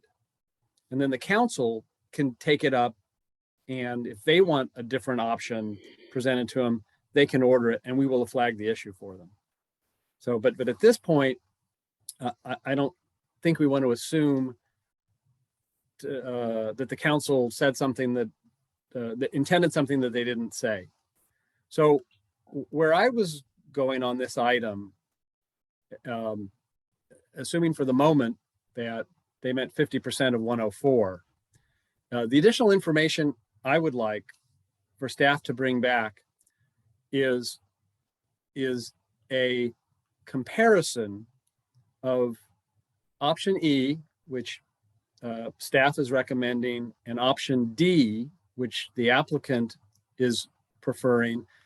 I'd like an understanding of what if any benefits there are to choosing option E over option D, and what detriments there are to choosing option E over option D, so that I at least can understand what additional impacts and benefits there are if we chose a parking structure underground that had more than 50%, so that we can decide whether it's worth alerting the council to possible benefits of a parking structure in excess of 50% of the 104. So I don't want to make that motion yet. I'd like to, okay. This is the big issue, and I think everybody wants to probably chime in, but that's a piece of information I would like. Commissioner Rupert. Thank you. Do you want to flag an issue because I raised this, and this was before this went up to council and then remanded back to us, but I raised the question of whether we're calculating based on the required or the adjusted, and staff said it was the required because that was standard, the base required. We discussed this back in, like, I want to say September, October, whenever it was back to us, and before it even went up to city council. To the extent city council has reviewed our meeting minutes, which I'm sure they have, the issue has been flagged for them because our council, Albert Yang, chimed in on this issue too, and I specifically recall him answering my question.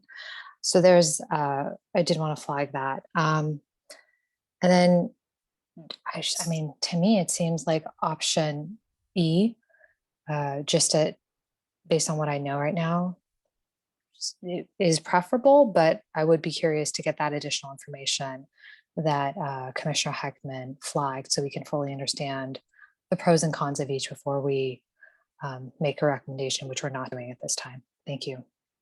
Commissioner Chang. I just wanted to I just had a question on the clarification on what Commissioner Rupert was talking about.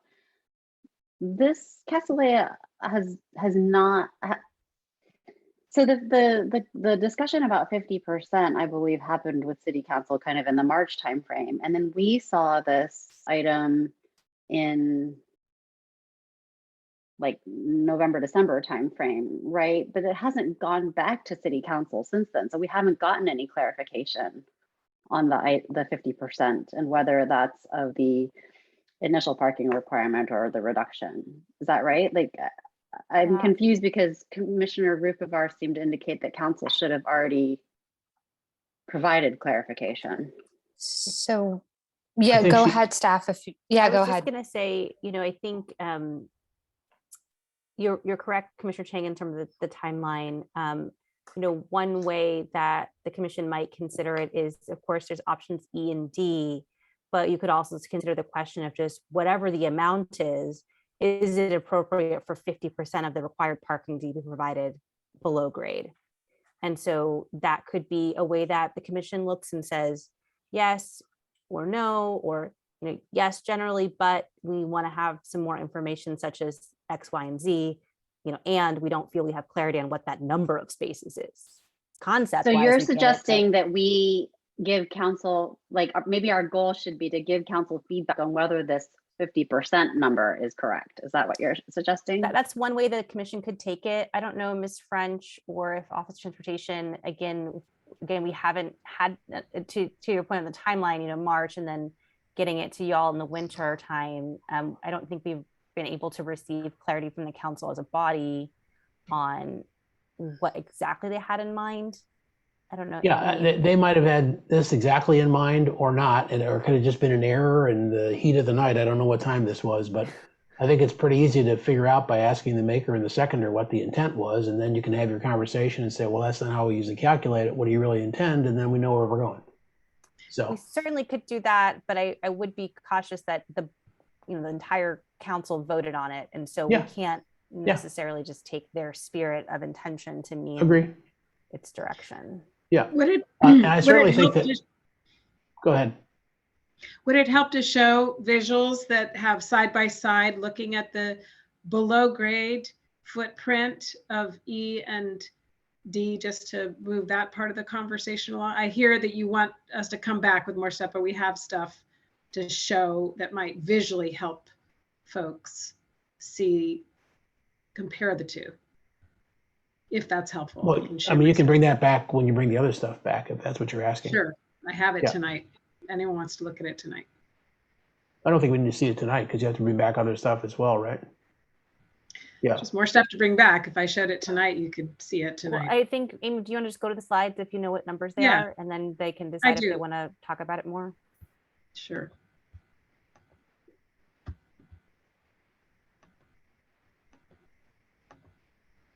This just shows it. Are you seeing my screen? Yes. Okay, this just shows, if anyone wants to see the side by side, this shows option E, 52 spaces below grade versus option D, 69 spaces below grade. So if anyone wants to do a straw poll looking at the two of these, and based on the footprint, which I can also make really obvious with this slide, showing, kind of this yellow area is how much, more option E shaves off the below grade parking. So I think an important thing would be that, just going back up to the first, is that option E does meet the half of 104. So I don't know, Correct. Commissioner Chang, if you saw, because I thought you said 89. So I just wanted to make sure we're talking about the same options.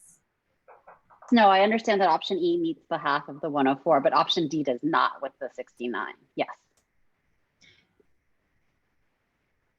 And this is the footprint, how it looks different side by side, if anyone is helped by visual cues. So even assuming that council was being very conservative and saying we want half of the required, not half of the reduced parking amount, option E would satisfy that. And so if the commission is saying, well, that seems good to us, or maybe there's adjustments to option E that you would want to recommend, that would be a way. And it could only, the number of spaces could only shrink.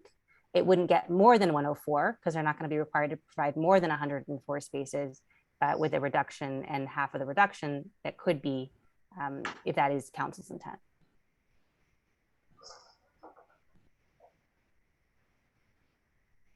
Commissioner Chang, do you have another comment? Commissioner Suma had her hand raised, so I'm gonna let her go first. I'd Okay. like to hear from other people. Vice Chair Suma? Okay, so I will say that if I have to choose between E and D, I have a strong preference for E because it preserves more trees. But I have a question about the 54 public spaces on the perimeter on the three sides, because I would like to know how those play into the decisions we're making about parking the site.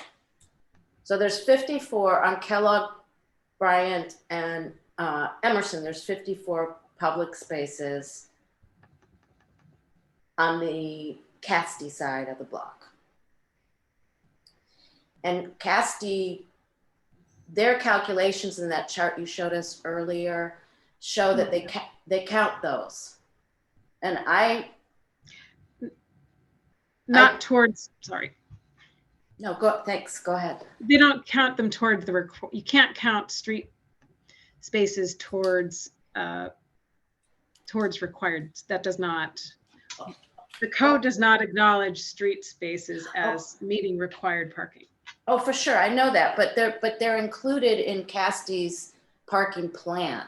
And so I mean, are we gonna deal that has nothing to do with the question of 50% below grade in E or D, but I think we should at some point deal with those 54 spots because Casti is relying on them and yet they are public parking spots. That would be part of the RPP and or any other recommendations around restricting those public parking spaces to only certain members of the public. So okay, so it doesn't topic. Okay, it goes in the next topic. Yeah. Okay, I was just asking.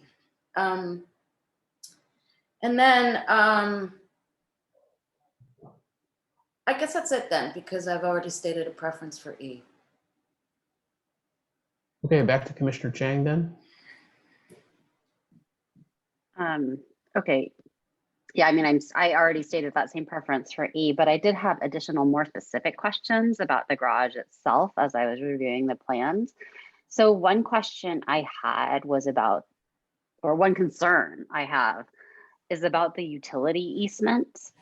So my understanding is that the current garage essentially is built under a sewage line. I mean, I saw these pictures of like where the stairwell is and where the traffic is, but then that the utility easement essentially needs to be moved by, I mean, I think reading some public comment about this, where this utility easement, rather than being a straight 25-foot easement, in order for this garage to be built, the easement has to be shifted by 15 feet for some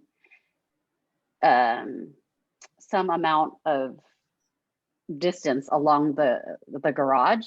And so I guess I have concerns about that. And because then the city won't have the ability to build a straight line of something if it needs to, which could be problematic. So I'm wondering if we have anybody from utilities who would be able to answer that, or how does that change in the easement get approved? I don't believe we have anyone from our utilities department here. I don't know, Ms. French, if you know about that specific easement, we would have to get back to the commission regarding that, I think. I mean, the utilities, water, gas, wastewater folks reviewed and gave, approval of the shifting of that easement. It's not reducing the easement, it's the same width. It's just adjusted over to enable that drop off, straight line drop off area, the two drop off lanes. Right. So that means though, if in the future the city ever needed to build something along the easement, it might, like a sewage line or whatever, the lines might have to be kind of like jiggered along and moved.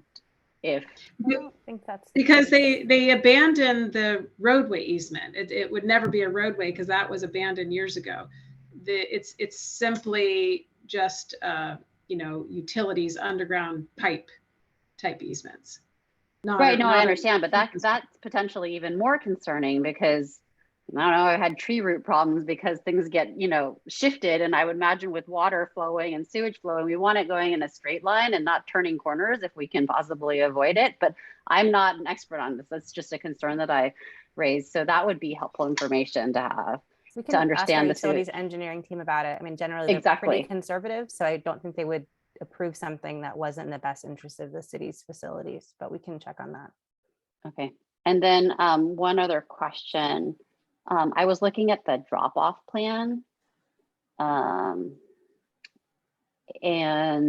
I believe that the drop-off plan in E, and I think in D as well, involves the parents dropping off the girls and then the girls crossing the line of cars in order to get to the stairwell. And so that just seems like something that's really unwise from a safety perspective. If we're designing a traffic flow plan, that's not to have the, so I just didn't know if any changes could be made to that kind of drop-off plan that might make it a little safer. Thanks. Commissioner Heckman. Mute. Can I make a motion for a straw poll? There may be others that follow. And before I do, I was thinking we really shouldn't even need a motion for a straw poll regarding having somebody from the utilities department at the next hearing so that we can get those questions answered. I would agree with that. They could just ask him, person to come. Staff would accommodate that. So the motion for a straw poll I would make is when staff brings this item back to us, could they provide a high level comparison of the any benefits and detriments of option E compared to option D?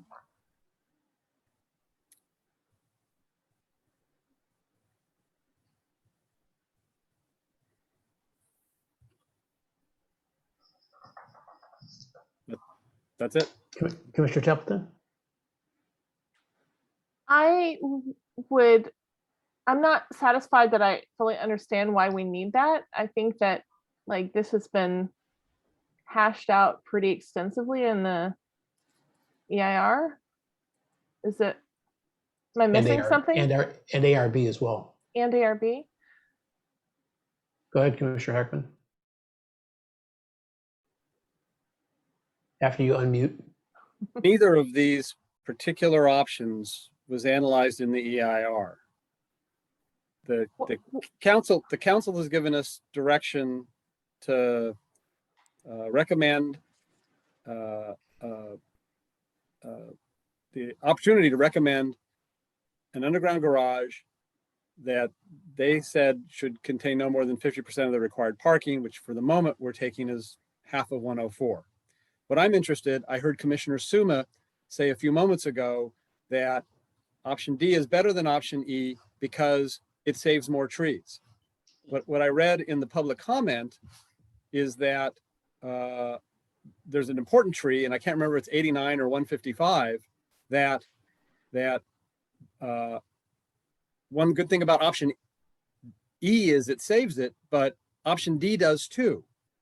And so I'd like, before I vote to make a recommendation to the council, I'd like to understand if we're not recommending option D, which is the 69 parking spaces, is the sole reason that it doesn't comply with the council's 50% when there are benefits to it, or are there no benefits to it? I mean, I can think of a couple of benefits right off the bat that are referenced in the EIR, and that is the more parking you put downstairs, the less noise and light glare that you have. And so all I'm asking here is for staff to come back with these two discrete options, one of which is favored by staff and the other by the applicant, and help us understand what the pros and cons of each compared to the other is. Thank you, Commissioner Heckman, for reminding me. It's coming back to me because we did discuss it with the EIR, and these options came back as part of our feedback on the EIR. Is that right? That we were talking about the underground parking options and how to reduce it. Is that how they came back? Could someone from staff remind me? I'd be happy to. During the EIR process, the garage did shrink tremendously. This iteration now is from the council's motion to do two things: to give it the 50% treatment, and then also protect as many trees as feasible. And to answer Heckman's statement, tree 89 is improved in both options E and D. It's tree 155 that option E preserves, that option D, as it's presented, did not preserve. So that's the difference there. And is it feasible to come back with the request at the level of detail that's being asked for here? Yes, we could do I think I do want to be clear. I'm skeptical of how much the comparison will reveal that hasn't yet been revealed, or that the commission couldn't have from its own opinions based on the pros and cons. Some of those are subjective, what you think is a benefit. I mean, as we know, some see the garage itself as a benefit, some see the garage itself as a detriment. That's a fundamental matter of opinion that is, depends on your perspective. So I just want to caution about the type of information we can bring back and some type of comparison analysis that is beyond what the commissioners could surmise on their own, but we can do our best to do that. Commissioner Chang? Yeah, I was going to say, I wouldn't support that motion for precisely the reason that Ms. Tanner has cited. I think we have the information that we need. Council gave direction to come up with parking options based on, 50% below grade and protecting as many trees as possible. And based on that, I think it's pretty clear, like D doesn't even meet the 50% below grade requirement, no matter how you look at it, whether conservative or more aggressive. And so I don't think I need a comparison. And it's also clear that E protects more trees. So I don't think I need the comparison. I think the big question for me is like, is this the right 50%? Other comments from commissioners? Commissioner Heckman, back up. It's not my intention to send staff on a wild goose chase to imagine subjective benefits and detriments. I was more looking for the kinds of impacts that were at the core of the EIR, but again, the EIR didn't look at either of these diagrams. So, for example, I'd like to know if it's just tree 155, is that one more tree that's saved, or is tree 55 the biggest one, and there are 8 other trees that are taken out to go with D instead of E? I'd like to know how much more soil has to be removed to make what I assume, and well, actually, one of the diagrams Ms. French showed in that yellow slice the smaller footprint underground of E compared to D. So I'd like a little more information on that. How much dirt is that has to be moved? I want to have an informed understanding of what the applicant is proposing that is at odds with the council direction. And I'm not looking for subjective. I'm looking for the objective things that were used to analyze environmental impacts of no underground garage versus an underground garage in the EIR. So that's the straw motion. See Commissioner Suma. Oh, I was just going to say that I agree with Commissioner Chang that I think, and there's very detailed drawings of all the garage options, and I guess we're only considering D and E now.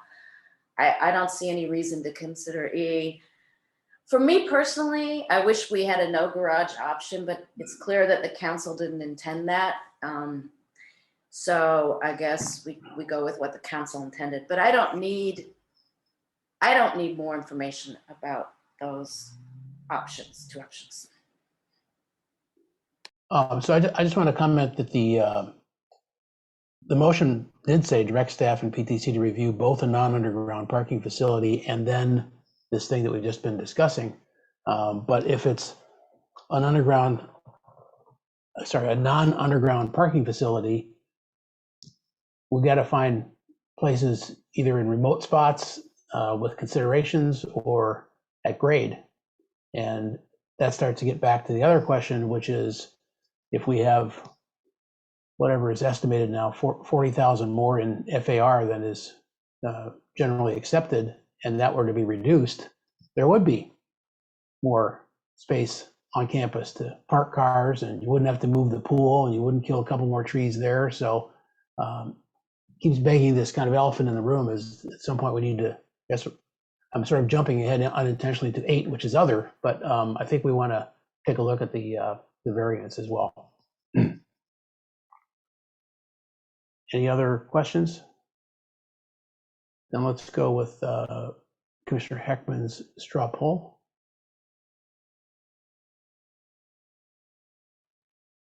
Ms. Kitcheba? Commissioner Chang, No. Commissioner Hackman, I support. Chair Lowing, No. Commissioner Ruparwar, Yes. Vice Chair Suma, No. Commissioner Templeton. No. Thank you. Okay.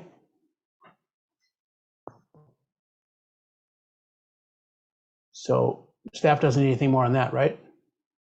Only if there is indication on that item that one of the options is preferred. I know I've heard a couple commissioners indicate that. It doesn't have to be that you're for it all the way, but just if there is an indication of E or D or that neither is sufficient might be helpful.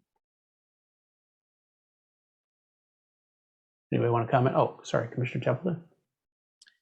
Yes, if I had to choose between D and E, I would choose E. Preserves more trees. It's a smaller disruption underground. However, I do think that, and I have maintained the numerous times we've seen this project, it would be better if we could find a way not to have the underground parking garage. However, I understand that that is the applicant's wish, and maybe that's the best way to handle it, but my preference is E over D. Thank you. Okay. Let's go on to number 6 then.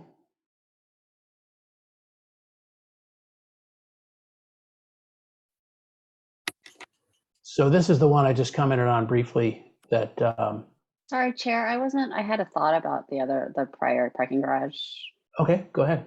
question. Is it like both D and E have the same issue, so it's not a preference of one over the other, but I did want to raise some concerns about the impacts on this is like the whole reason I started getting involved with planning and transportation. I am concerned about the impacts on the Bryant Bike Boulevard, and because it's on safe routes to school. And so again, I don't know that either of these options is different with respect to that, but it is a concern that I have with respect to the underground parking garage as currently proposed. So I just, with people biking along and not expecting an underground parking lot, and then sort of like the differences in entrance and exit that are caused from an underground parking lot versus a surface parking lot, I just worry about Bryant, worry about Emerson, and I just wanted to voice that because I'm in the same boat. Like, if it would be better if we didn't have the underground parking lot, but if I have to choose between the two, E. Thanks. Yeah, well spoken. Agree with all that. Okay, now let's go to 6. Sorry, Chair. I think that Ms. Starlack had one comment on Commissioner Chang's concern. Okay, I didn't see the hand. Go ahead. Oh, there it is. Go ahead. Thank you. Hi, thank you. Thanks, Commissioner Chang. And I appreciate all of the work that you do supporting Safe Routes to School. I just wanted to mention that as I am the manager of the Safe Routes to School program, I have looked at this project for considerations of, from a Safe Routes to School perspective on Bryant, and have worked with the applicant to improve their on-site circulation for students. And they've been very receptive to the suggestions. And also from a Bryant biking perspective, we did address this once in a, we had a slide, I don't know, we probably can't find it right now, but because of the way that the southbound Bryant intersection, how the bike slot exists there on Bryant, that keeps, if anybody's going southbound past the school, that keeps them off the curb. And so there's no, there's not a conflict with cars that might be going into the garage. So I just wanted to mention that. I know that that's been a concern for folks, but we've looked at that, and it's really because of how cyclists are already set up from the other side of the street. It's a really great situation. So I just wanted to make that comment. Thanks.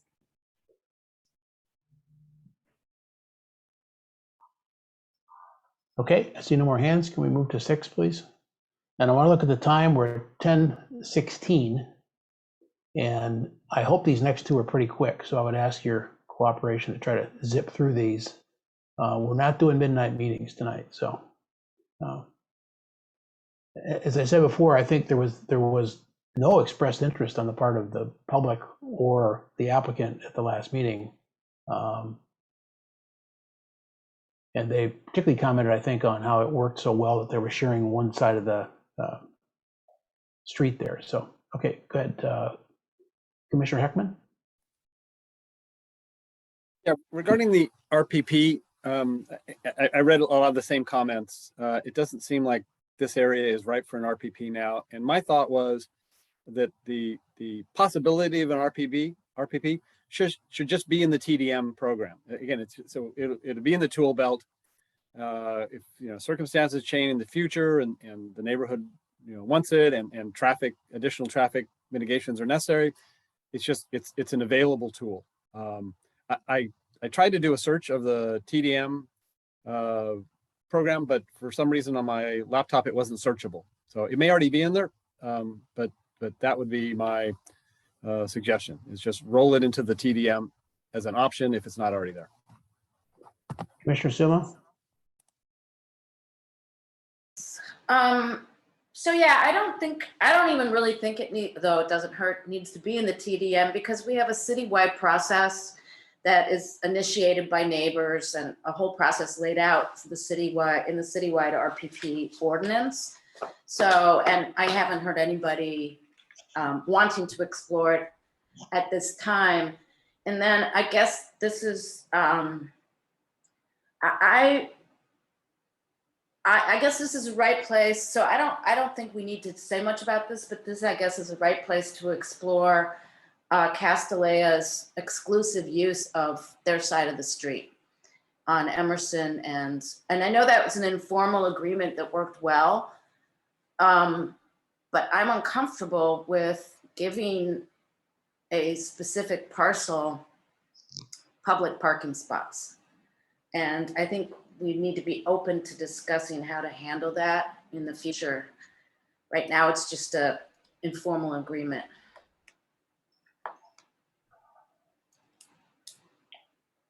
Commissioner Templeton? Thank you. I agree with Commissioner Heckman's comments earlier. I appreciate Vice Chair Suma bringing up the use of the parking, the public parking. It's really interesting to think about, because I think it's sort of a mutually beneficial arrangement right now, because if we just think about public parking as available to anyone in absence of an RPP, then what's to stop Castilleja associated affiliated people from using all the public parking, right? So having that arrangement is really helpful because everybody gets a share of the parking. So I think that's a really beneficial arrangement, just listening to how you described it. I think if we were to allow either party to blur those lines, then who's to say that one may not take more than their fair share. So I think the arrangement as it stands is pretty good. But I like the idea of having a backup of an RPP as a mitigation if needed in the future. Thanks. Okay.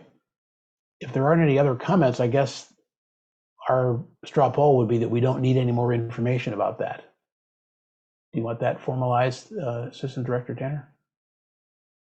I think what I've heard, and if the commission wanted to vote, is that the commission is not interested in proposing an RPP be created unless and until we have, to Commissioner Vice Chair Suma's point, we have an RPP process that the neighborhood could avail itself of if and when it decides that that's the preferred situation. And so to kind of just let that happen when it needs to happen. If that sounds right, it might be good to affirm, or maybe don't need to. I'm not sure what would be. No, it's easy enough to do, because the idea is that, until there's sort of demand or a problem, we don't feel that action is needed. But I see Philip is up.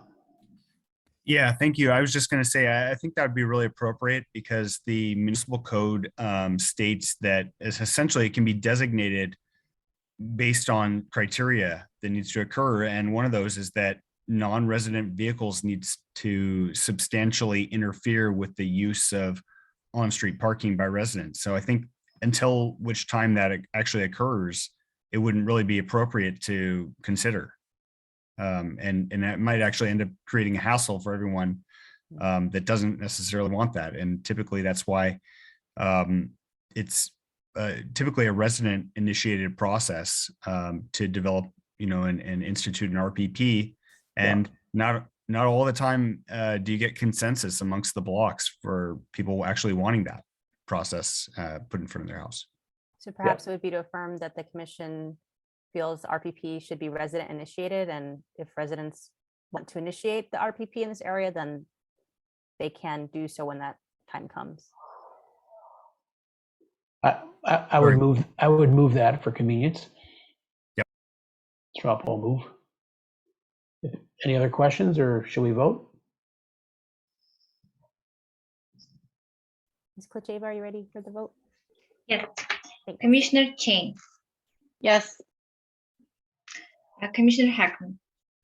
Support. That was yes or no? Yes, I support. Thank you so much. Chair Lowing, Yes. Commissioner Ruparwar, Yes. Vice Chair Suma, Yes. Commissioner Templeton. Yes. Thank you. Okay, number 7.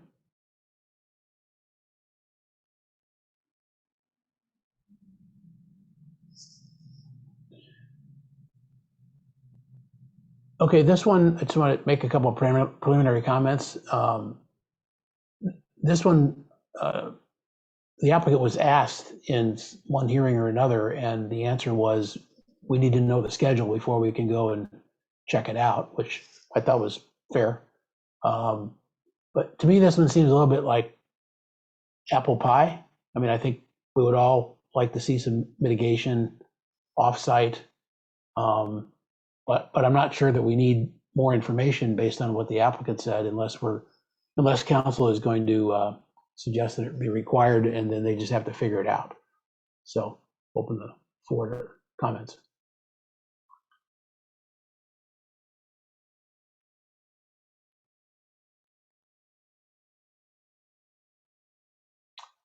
Commissioner Templeton?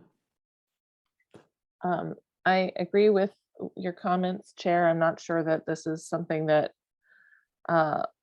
requires our input. However, if invited, my suggestion would be, why not do the offsite location that's really short? But I don't know. I'm not really clear on what they need from us here either. So thanks. I think this one was actually a little bit more from staff than from council, but they thought it was related, so that's why it's here. Commissioner Suma? So it's very difficult for me to imagine the school operating with this amount of construction. And if they're on the circle, it'll be on both sides of them, a huge pit. I can't see it as being workable, but I think it's kind of up to the school. But I would be very worried about the school being located in all that construction. It's a huge amount of construction. It's a very constrained site. There's going to have to be a massive, complicated logistics program. And I just don't see it happening. And I'm worried about the safety and of the girls.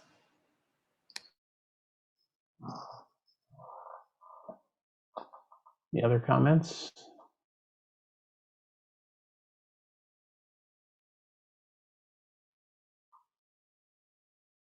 Do we want to do any straw poll with respect to more information from staff? I mean, the applicant's already spoken, so. I don't. I do think this is something that council didn't specifically remand to PTC, but we did want to include just for the totality of the motion that was made. And it is good to get, the feedback we've even heard tonight. So thank you for that. Okay, and then I think we're on to 8, which is other. Kept the same number of numbers.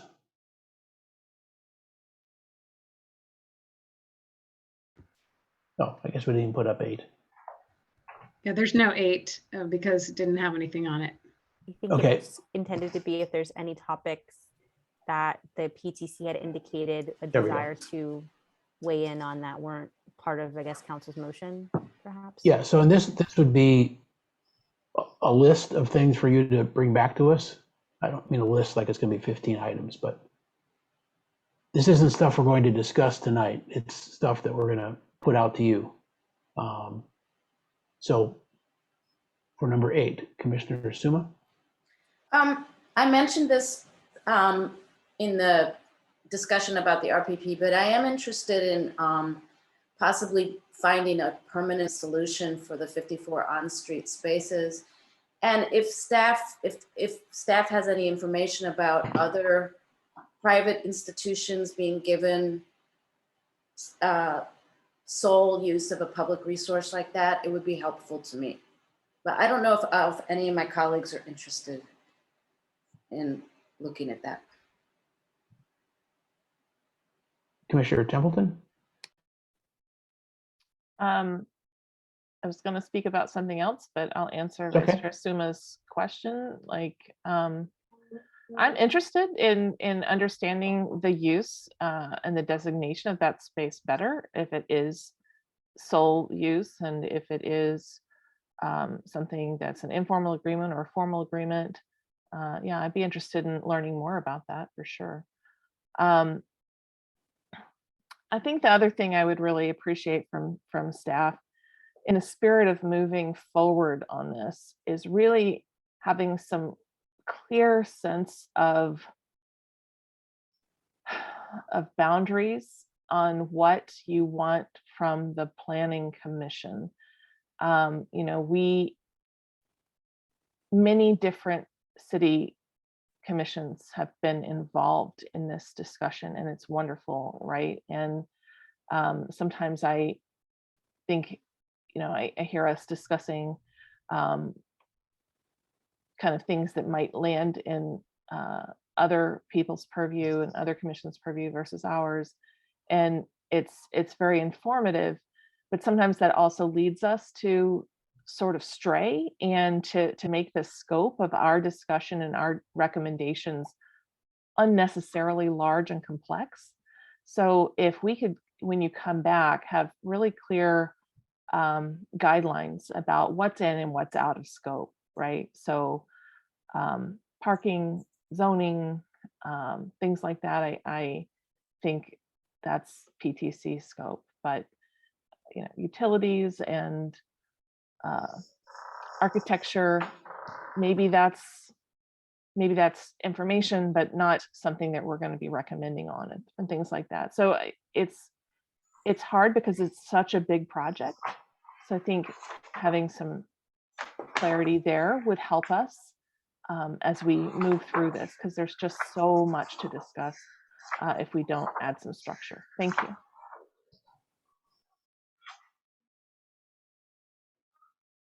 Don't see any more hands. Commissioner Heckman?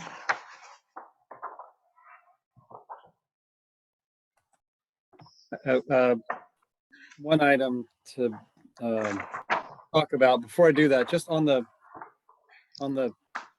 parking, on the street parking, I guess I would be interested in a little more information on that when this comes back. My understanding was that there's just an informal understanding between Castellea and its neighbors that I think it's the same understanding I have with my neighbors across the street.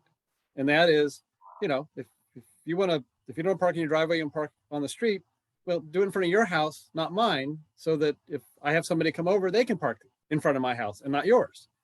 But it's not my impression that if I went over to Castellea tomorrow and parked on their side of the street so I could, bike over to Stanford, I'm going to get a ticket. because that's Castellet only parking. That's So correct. so if I misunderstood that, I would like information to come back. The item that I wanted to broach just very briefly, and actually I need to start with a disclosure, which maybe should have been done at the front of the meeting, but between the last meeting and this meeting, I have had communications with the two attorneys for the applicant regarding the text amendment letter dated, I think, January 13th from the Rattan Tucker firm. And the content of those communications was really just to go over the letter, which is a matter of public record. And so I wanted to disclose that. I did have a question for the city attorney, or maybe it's just staff, because when I looked back at the minutes of the March 15th, 2021 council meeting, I saw a motion requesting a text amendment with alternatives. And I think that's actually, that particular motion is noted in the staff report as a footnote. And then there's the March 29th motion that we just talked about relating to the 50% parking. And so my question is did the March 29th motion in staff's view somehow supersede the March 15th motion? Since the March 29th motion didn't specifically reference a text amendment, did it supersede it or augment it? I wasn't really clear on that. And so I had that question. And the other question I had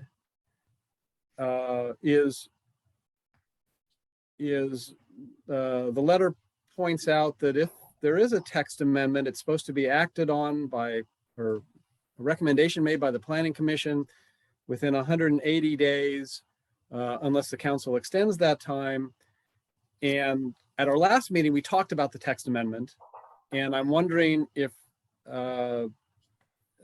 before this comes back to us, is there something that the council needs to do to put it in our purview, if it is in our purview, but we've got a timing issue. Is Mr. Yang with us? Yeah, I'm here. And okay. I think when we come back to the PTC, we'll have a kind of a fuller discussion of that letter and the points it's raised. But to answer your questions, I don't believe the council needs to do anything more than it already has. And in staff's view, the March 15th and March 29th motions are both, they're all kind of valid direction from the council. And so I would say March 29th augmented March 15th. And I think that's also clear from, the minutes of those two meetings. Okay, thank you for that. So, and that actually part of what you said is what I was hoping to hear without having to do a straw poll for it, is that when the staff brings this back to us, we'll get a dialogue from staff and some explanation on the text amendment issue, which we covered last time. So thank you. Commissioner Chang?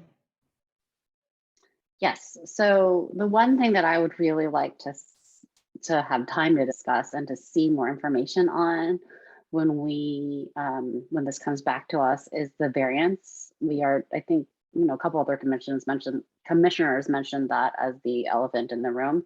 And so my understanding is that City Council asked for a more, a more careful accounting of how many square feet the current and the new proposed buildings would be. And so I would love to have a discussion of that and to discuss what the appropriate variance is. And that seems to me fully within, what PTC tends to cover. the other question that I wanted to explore a little bit, which is related to number 1, the garage GFA text amendment. So I think we had given feedback about whether that should be just handled as a variance, right? Versus as something in the ordinance. And so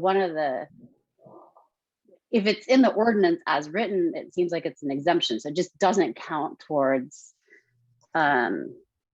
square feet of floor area. And the city charges, my understanding is that the city charges impact fees based on the floor area.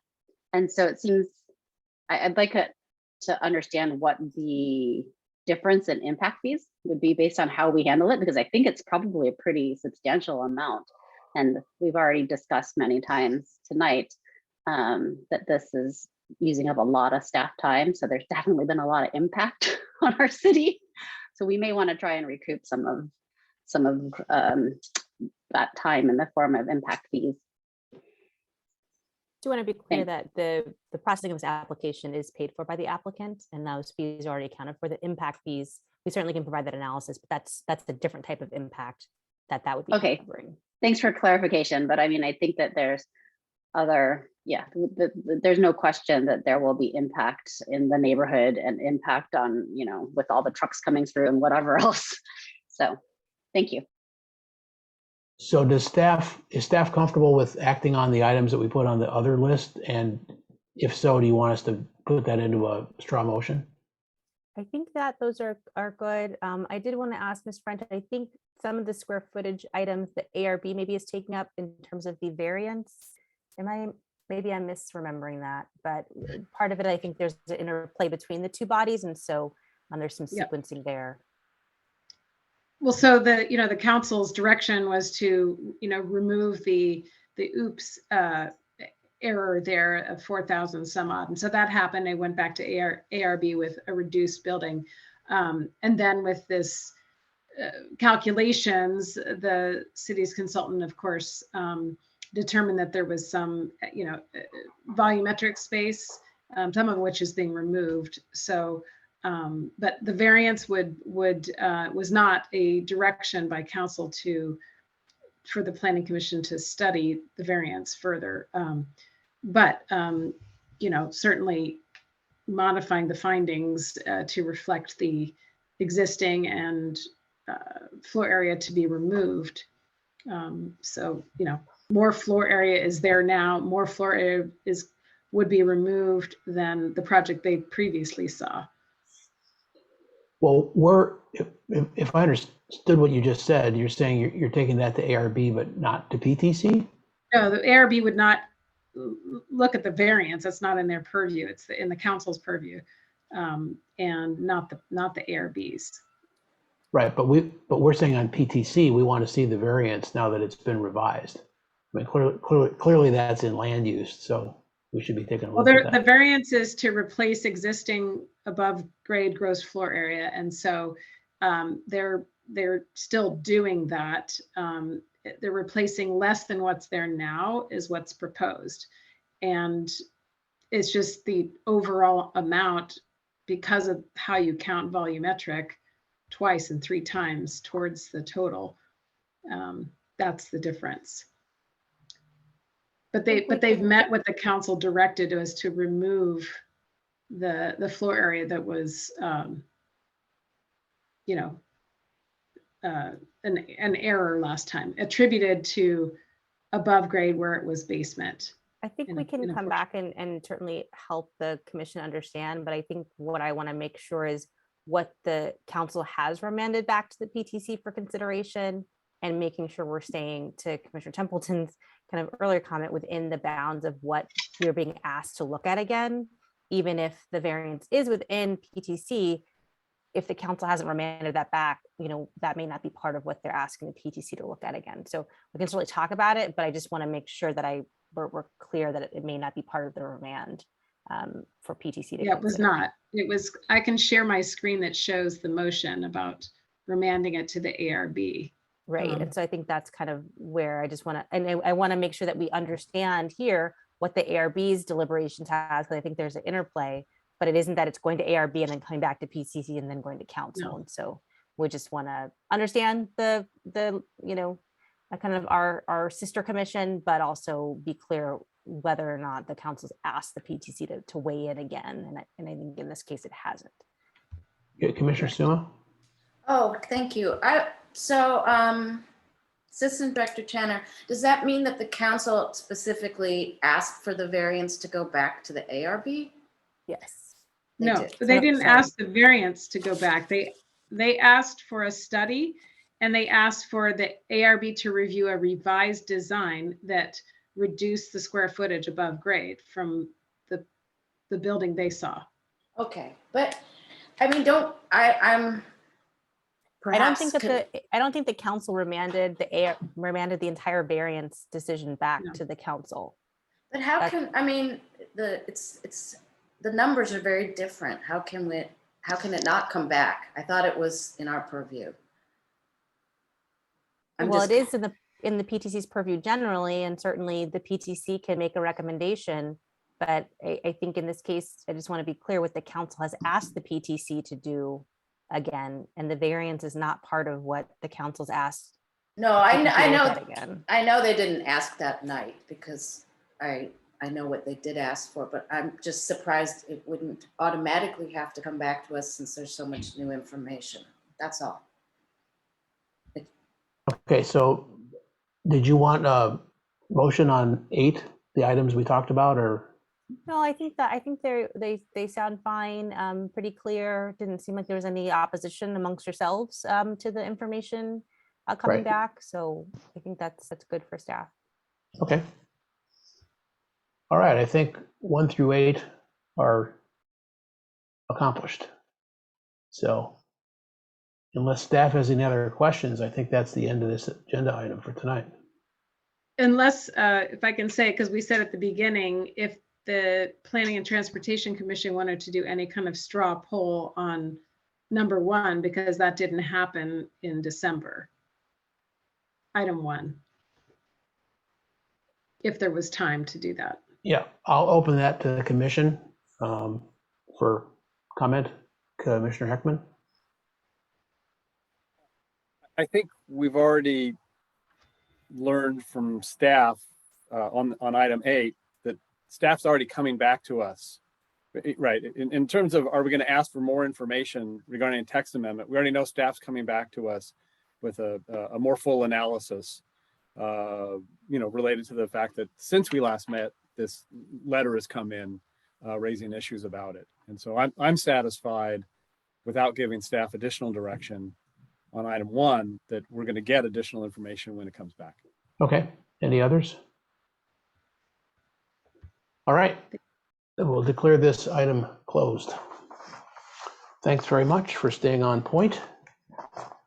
And let me pick up this thing. I think we have minutes to do next. Hang on.